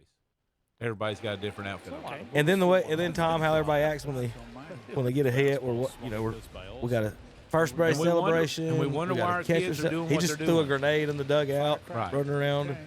Now we're flying to second. Then we do the Dion dance from short to third with 1, 2, 3 gold chains on. Then we're done hitting. We fly into the fans into the dugout. And Tom, wait a minute. Third inning. Wonder why our kids do what they do. We Third got inning. coaches acting the way they are and players acting on a professional level. You know why? Because it makes a great Instagram reel video. He just did. Hey, it'll be on TikTok. Yep. You know what? I mean, kids can't pay attention, but they can watch that TikTok for 3 hours straight. And watch. Oh, look at his dance! It's so cool. I'll tell you what, man. I'm ready to retire and become a hermit. All right. Do y'all want to? All right. I'm gonna let y'all flip a coin here. Because I'm going to be fair on this one, okay? One of you's got to read this headline. Oh, Lord. I'm going to flip it, catch it on the hand. Heads or tails, Tommy, in the air, okay? All right. Heads. Tails it is. Zach, you win. Or do you get to choose to do it or not do it, Zach? You win, whatever it is. I'm not reading it. Or does Zach It's have probably- to do it? Or does probably- Zach have to do it? probably a I didn't clear that up, did we? It's probably a blue chew. You know what, JP? It is not. commercial. JP, I want you to pick Tom or Zach. This is an official announcement by Major League Baseball. Oh, okay. Tom or Zach to read this official announcement. Tom. Thanks, JP. Well, I don't know what it is, so me. All right, I'll just let Tom read it. All right. So this one I'm supposed to read. Yep. For those asking, yes, new Mets reliever Richard Lovelady has requested to go by his nickname, Dickie. So it will be Dickie Lovelady from here on out. I'm sorry, Tom. It doesn't matter. I'm retiring from here. So it doesn't really. I can Now sort for of our sponsors today. That's an official name change. So this makes me a pariah. Richard Lovelady Yeah. has changed. Is wants to go by his nickname. I'm fine. It's gonna be Tom. It's gonna be Tom's umpire name. That's right. Let's go, Dickie. Don't forget the last name is Lovelady. Yep. There's your official tweet from Anthony Dakota. Well, back in the 70s and 80s, people went by Dickie. Oh, Dickie all they the time. you can go through some old baseball cards and find some great names. Speaking of that, people commented. Tom, you want to read some of the names coming down the sidelines? I don't know if it's appropriate for. I don't know if that meets all FCC regulations. Johnny. That's not right. It's a baseball card. We can go in Kevin's plethora we of go right baseball down the cards hallway. there and probably find stuff. That's no way I'm Googling that right Pittsburgh Pirates outfielder, 1937. Google it. For all those out there, just Google it. Pittsburgh Pirates outfield, 1937. Johnny D. I'll search for some more if you want, Tom. Okay, let's see here. Yeah, there. Okay, it pulls up all the Google images. Tom's got a 70-inch screen over there. Yeah. Okay. Beside me on his phone.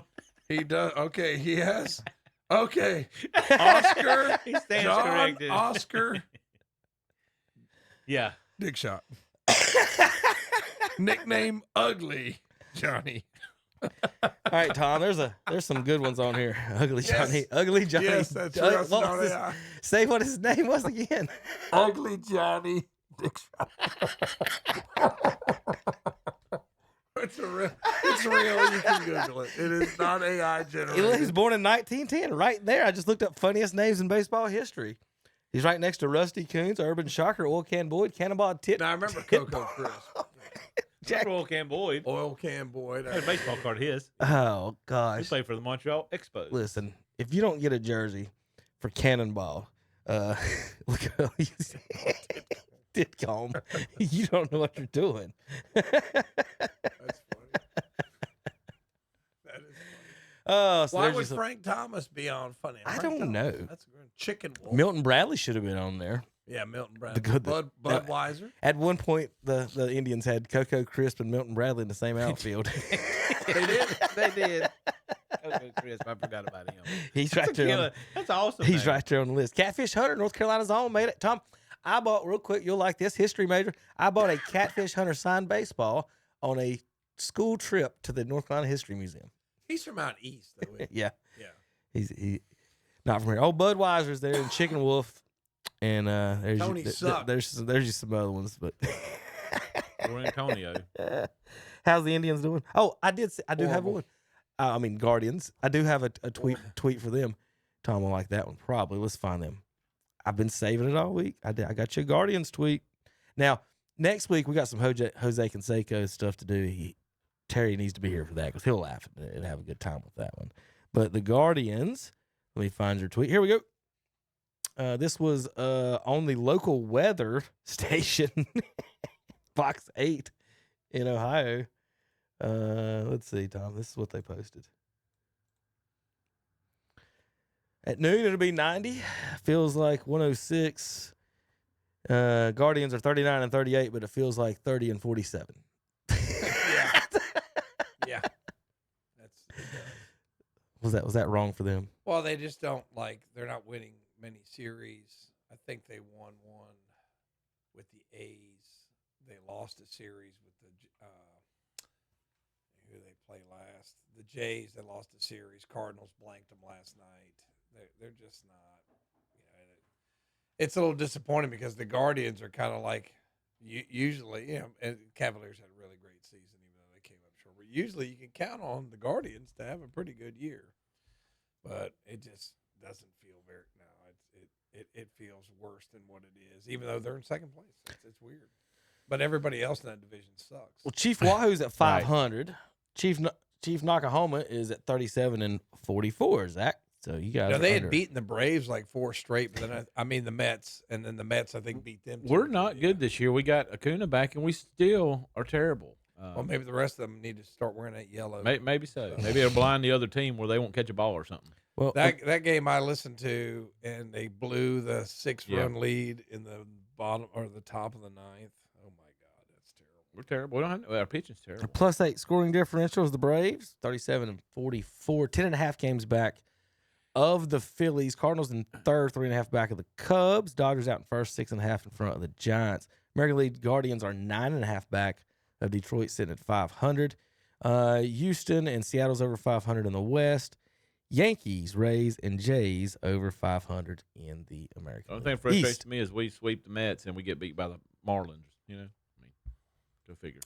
It's just gonna be. They're just not. That Central's not very good. Oh my goodness! Look at this. Here's your WAR comparison of the day. Would you rather have Jason Hayward or Juan Gonzalez? Oh, no question, Juan Gonzalez. That's what the this guy posted. And then the WAR people come on and defended Jason Hayward's defense is way better than Juan Gonzalez. He can't hit the balls out of a barn. So that's why. So in 130 more games, Jason Hayward accumulated 2.8 more WAR, Tom. So this is what this is their argument that this guy's better Wow. than Juan Gonzalez because he has 2.8 more WAR. He's got 99 more stolen bases than Juan Gonzalez and 130 more games. Okay, so he's a better stolen base artist. In those 130 more games that he played than Juan Gonzalez, he hit 300 less hits or 350 less hits. He had 250 less home runs. He had 700 less RBI, 40 points less in batting average, 10 points less in on-base percentage, 160 points less in slugging, 160 points less in OPS. But his WAR is better. So he's a better player. Jason Hayward better than, I think, was he one? I know he won, but was it 2-time MVP, Juan Gonzalez? I know one. I was going to say. I know one. Nobody's afraid Jason Hayward's coming up. And when Juan Gonzalez came up back in the day, everybody was, They got to pins and get needles. rid of that. These dumb stats to talk about these players. The Colorado Rockies have scored more runs. I'm going to check this. Let me look because it's changed since that tweet. Let's see. The Royals have 267 runs. The Rockies, 291. Rockies have scored more runs in their 18-64 than the Pittsburgh Pirates, the Kansas City Royals, and the Chicago White Sox. Dang, Tommy, y'all are terrible in that division. You got two teams that scored less than the Rockies, and y'all sitting at 500. Better pick it up. Better pick it up. See if we got any more baseball before we end it. Y'all got any other news and notes on baseball? They had another war the other day. I should have saved it and sent it to you, but it was Clayton Kershaw and Randy Johnson. They were saying Clayton Kershaw was better than Randy Johnson as a lefty. And they say, "You really think Randy's the best lefty of all time? Look at Clayton Kershaw. He's got more WAR." I just can't with these people. Like everything today is better no matter what. No matter what. So speaking of that, I do got no. How about Jazz Chisholm? Has no idea who Shoeless Joe Jackson is. He ran out of his shoes the other day, and he was asked if he could be called Shoeless Jazz Chisholm. And now that all of his shoes fell off scoring in the second inning, he asked, "Is that how Shoeless Joe got his name? He ran out of his shoes." The reporter replied that Jackson was playing in the 1910s, and he goes, "Oh, so he just wasn't wearing shoes."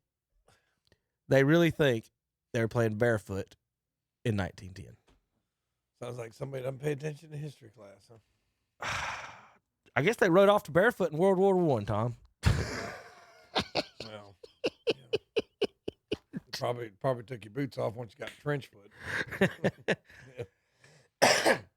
I do think that might be all I have on the. The Reds. We beat the Reds. This is a fun little note. The Reds have not won a series in St. Louis since 2006. 19 years they've not beat us in a series in St. Louis. David Ortiz attacks Rafael Devers. Did you see this? No. You know, Devers the one that didn't want to play first base? Yeah. The thing is that is to have some like this at Boston, you have to just not be a hitter. You have to be the whole package. Quote from designated hitter David Ortiz. David Ortiz, the designated hitter, saying you can't just be a hitter. You have to be the full package. And he's in the Hall of Fame because he couldn't catch a ground ball. Like, seriously. It's people are so unaware of themselves. Is that what it is? Like he seriously is in the Hall of Fame and he couldn't catch a ground ball or a pop-upper. He couldn't catch a baseball at all or throw one, and I'm in the Hall of Fame. Jeez. And he got caught. Doing the Roy's or whatever it was. But he's in the Hall of Fame because he got that. Because he's Big Poppy, and he's nice to the reporters. All you gotta do is be nice to reporters. Do the steroids. Don't catch a ground ball. Don't win any MVPs, and you'll be in the Hall of Fame. Unlike Barry Bonds, just be nice to reporters. All Barry had to do was tell the reporters he loved them. That's all he had to do. Yeah, and the reporters would have voted for him. Oh, he's so nice. He deserves to be in the Hall. He's a good boy. All right, we'll be back. We've got NFL and golf. KDCBroadcasting.com. Not one, but two big truckloads of scratch and dented appliances have arrived at Hendrick Appliance and Mattress Center in Shelby. Two big truckloads of GE appliances with full factory warranties. GE washers, dryers, refrigerators, freezers, microwave ovens, and more. And keep cool with the new Therapeutic Breeze Cooling Mattress. It's all new and in stock now. Come get yours today at Hendrick Appliance and Mattress Center, 1241 East Dixon Boulevard in Shelby. They're on the right going down. They're on the left coming up. There's a lot to be excited about in 2025. And for your Atlanta Braves, it's all about a fresh start. 1-2, he hits one well. Deep left field. Gonna head back to the wall. Boom! A two-run home run! Hear Braves baseball on Carolina Country WCSL and The Boss WOHS. It's the Slingshot Showstopper sales event at Full Throttle Power Sports in Lowell. Get up to $3,000 customer cash on remaining 2024 models, plus 15% off accessories. Plus, it's the all-out summer sales event on all Polaris models with up to $4,000 off 2024 models, and financing at 0% for up to 60 months. And save big on the Suzuki King Quad ATVs with 0% financing for up to 36 months or $1,600 in customer cash. At Full Throttle Power Sports, 100 Indian Walk in Lowell. Online at ncfullthrottle.com. Grizzly the Greeter says now's the best time ever to get a building from Blessed Buildings and Tiny Homes in Cherryville. Now take 25% off, build on sites. That's huge savings. Also at Blessed Buildings and Tiny Homes, pay no money down on on-lot buildings priced under $10,000. Yes, now is the time. See Blessed Buildings and Tiny Homes, 2268 Lincoln Highway 150 East in Cherryville, right across from Ace Hardware.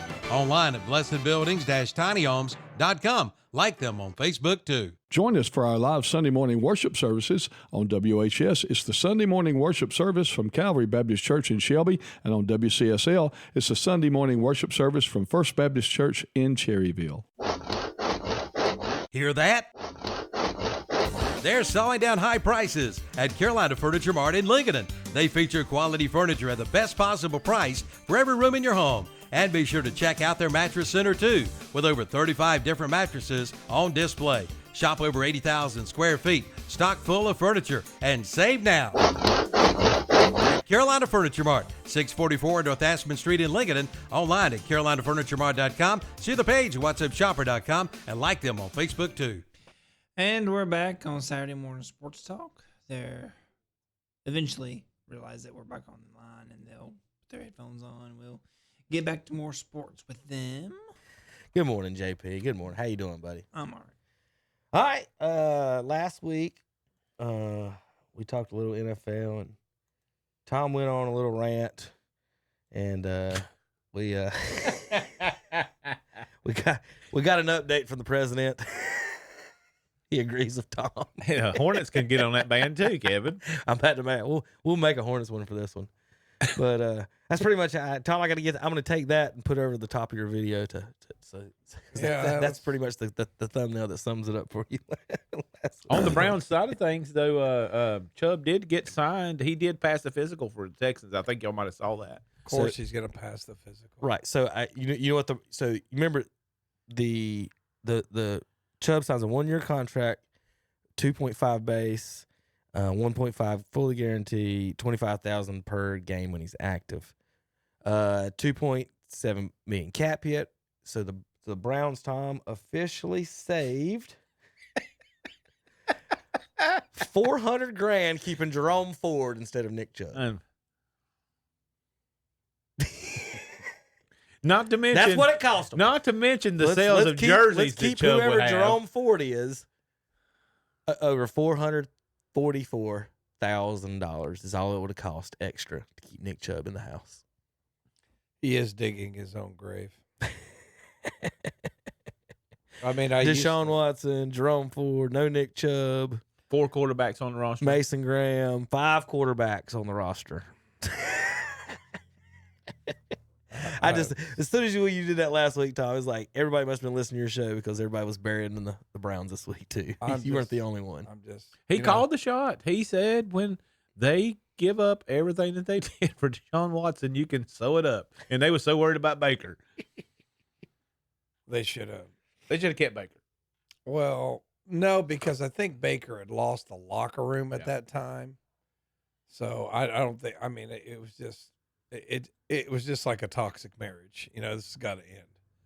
But I just, you know, at one point in time I had faith in him, man. But I'm just like, you know, looking at these recent things, man. I'm like, dude, when they drafted Shador, and if you're gonna draft Shador, draft him in the third. Don't take Dylan Gabriel. I mean, or Carolina Country, WCSL. Or, I mean, look at their wide receiver room. You know, this Deontay Johnson fiasco where everybody else had pretty much given up on the guy, and he doesn't come to OTAs. He doesn't come to OTAs. Nobody else in the league even calls you. And you don't go to OTAs. This is who you want on your football team? Not Nick Chubb. Not lunch pail. Yeah. Nick Chubb. And do everything right. I want this guy that everybody who's basically said, screw you, man. Yeah. You're a cancer. I think it was traded twice in a year. You're a cancer. We want you on our team. Nick Chubb, nah. Why do you want Nick Chubb? I hope he goes off this year. He may, and you know what? It's gonna really break my heart when he does.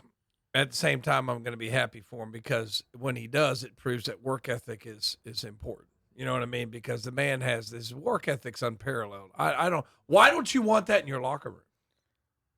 I just don't get it. I don't understand a lot of the things these pro teams do, and just because you use a reason to justify your decision doesn't mean that's a good reason or a good justification for their decisions.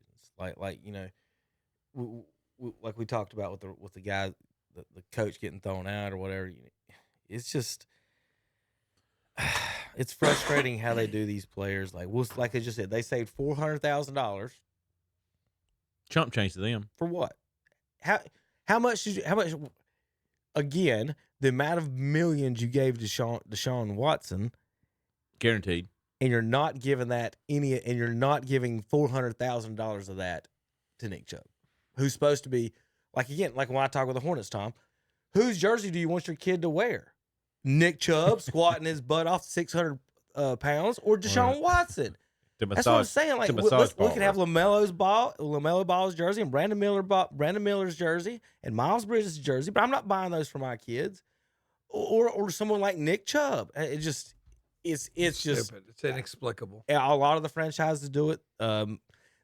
Even the Cowboys. There's no reason for letting Emmett walk away. Troy Hambrick, he wasn't he was okay.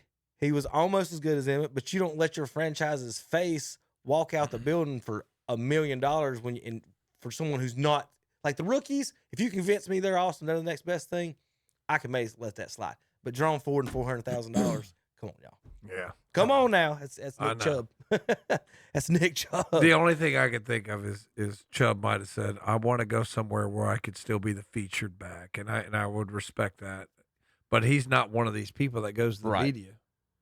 That's another thing you respect him. You don't have to worry about him doing something stupid. No, you don't have to worry about Nick Chubb getting a speeding ticket for 100 miles an hour. Oh, and embarrassing the franchise again. You don't have to. Two worry about of them this year. Did y'all hear about the Ravens kicker?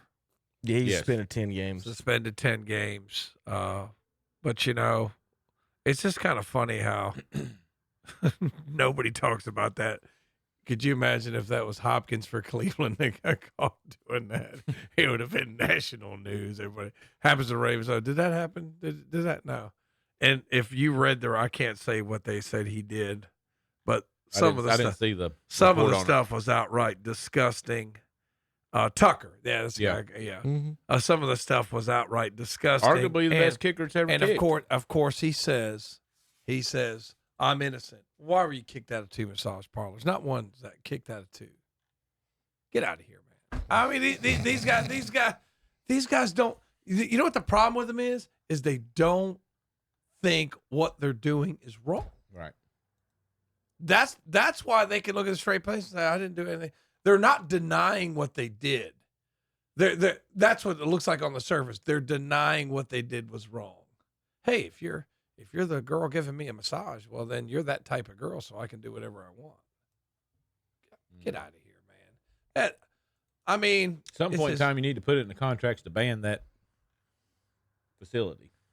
I just don't understand, man. I just don't understand with these guys with all this money, cars, homes.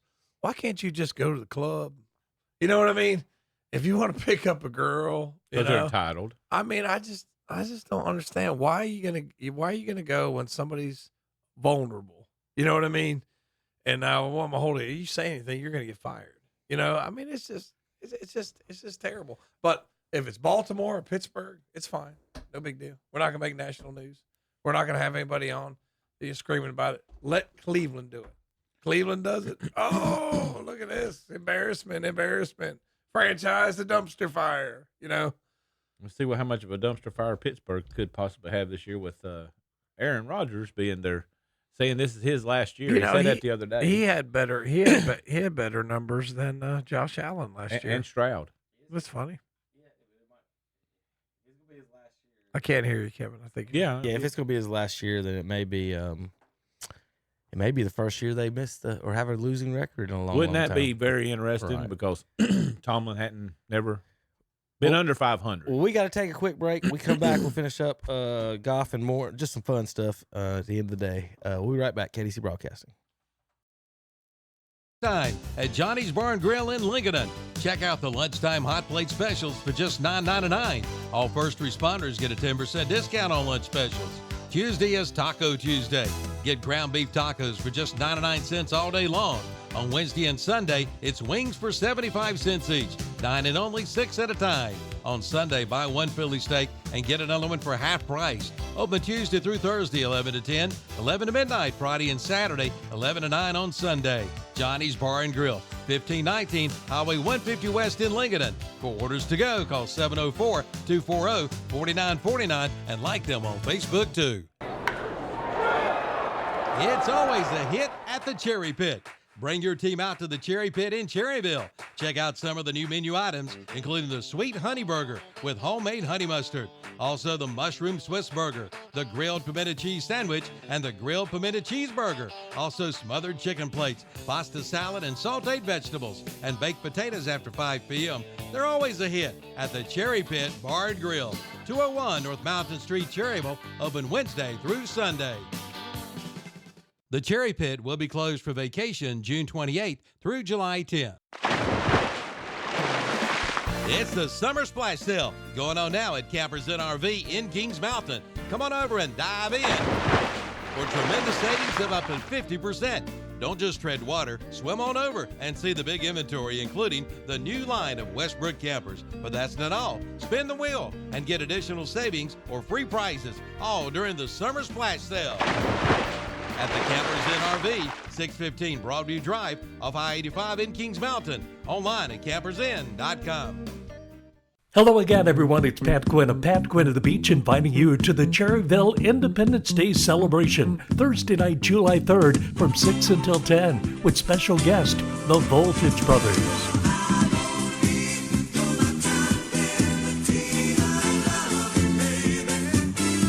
There will be food, fun, and fireworks, so make plans to be there Thursday night, July 3rd, downtown Cherryville, for the Cherryville Independence Day celebration with the Voltage Brothers. Presenting sponsor, the Cherry Pit Bar and Grill in Cherryville. Losing weight is not easy. However, MedFit Weight Loss and Wellness in Belmont is a premier destination for weight loss and men's hormones. They offer the best personalized weight loss plans tailored to your unique needs. Their comprehensive programs include expert diet and nutrition plans, effective weight loss pills and injections. They focus on addressing underlying medical causes of weight gain, and their team provides ongoing support and reviews to ensure your success. Start your journey to a healthier, happier you. See MedFit Weight Loss and Wellness, 684 Park Street in Belmont, right behind College Park Pharmacy and Textile Lanes. Online at getmedfit.com. For more information, call 704-498-1901. Why choose Kubota for your new compact tractor? All the options in the market can make the choice difficult, but don't lock yourself in before you've seen what Kubota can offer. We've been selling reliable tractors in the U.S. for over 50 years. Your Kubota dealer can help you select the right tractor at a price you can afford and then support your purchase after the sale. Stop by your dealer today for a tractor you can count on for years to come. Your Kubota dealer in this area is Parker Farm Service, 126 Bessie Drive, Kings Mountain. And we're back on Saturday Morning Sports Talk with Kevin the Game. Well, Tom, if you had to you're a gambling man. If you had to lay a bet in the 80s, threw that out. Who still going to be alive in 2025? And you got three choices: Ric Flair, Keith Richards, or Richard Simmons. Yeah, that's fair. Who's the dead one of the three? Definitely Ric Flair. No, not Richard dead. Simmons is dead. No, I mean, I The would. guy- I know what you're saying. bet Yeah. Ric Flair Yeah. would have been The, dead. the health nut is the dead one. Flair's fermented. Flair is fermented. And Keith Richards is just, I think he's a spirit at this point. Well, that's what I'm saying. I would have bet Ric Flair he's going to be dead. But I'm going to tell you, man. Now, wondering where Terry was or has been, I found him, by the way. Goodness. I have found Terry. And if you have to look close to find Terry, and, he likes parades. He goes to the Cat Square Parade, right? So I have found Terry, guys, at the Florida Panthers hockey parade here in Miami, Florida, on Miami Beach. You got to look careful, and you're going to find him. All right, y'all ready? I promise. There they go, celebrating.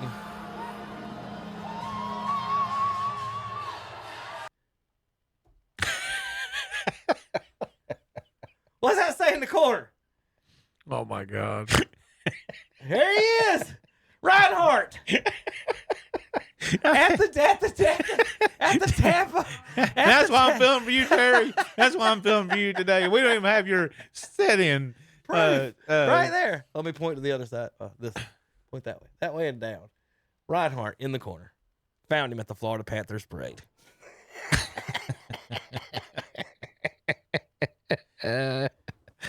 He can't prove that's not him. Spells his name. He has a D in his name. See, Tom, you're not helping. I know. You're the worst. Gosh. Hey, at least it didn't spell it H-E-R-E. Yeah, I know. Let him hear about it. All right, there's Terry. He caught him at the Panthers parade. I got a bunch of other stuff. This one reminded me. Police. I'm sorry. I'm going to play it. This one reminded me, and I know, Tom, we've had this issue before at in high school games, is not taking care of your kids at these sporting events. And this happens a lot during basketball, is that these kids will get out on the court, walk across the court in the middle of the games and stuff. And we've been broadcasting and had people stand in front of our table. Like, look, there's a great example. How about this little table right here where this pink cup is? That's where we would be standing. That's where our broadcast would be. And people would stand up in front of us at the game. But so anyway, this is a story about this mama getting mad that they asked her kids to get off the floor and she assaulted the principal. She should be banned. And then so I don't know how the story went, but yeah, she shoved the principal there and hit her and everything there on the court. But there's another example of not taking or watching your kids or whatever at the games and stuff and not taking any accountability. It's no one else. It's never your fault or you never did anything wrong. It's just weird. How about some tennis? Let's say a little feistiness. The season. Entering the main draw here as a wild card.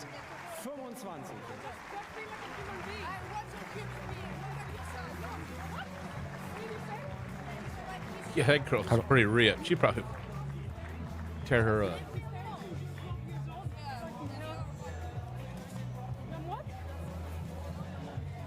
I wouldn't mess with that woman. No.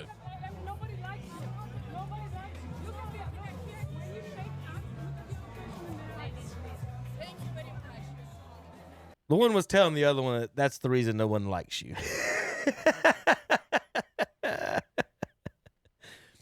I can't pronounce their names. Maria Sakkari beats Putintseva at the WTA 500 Bad Homburg.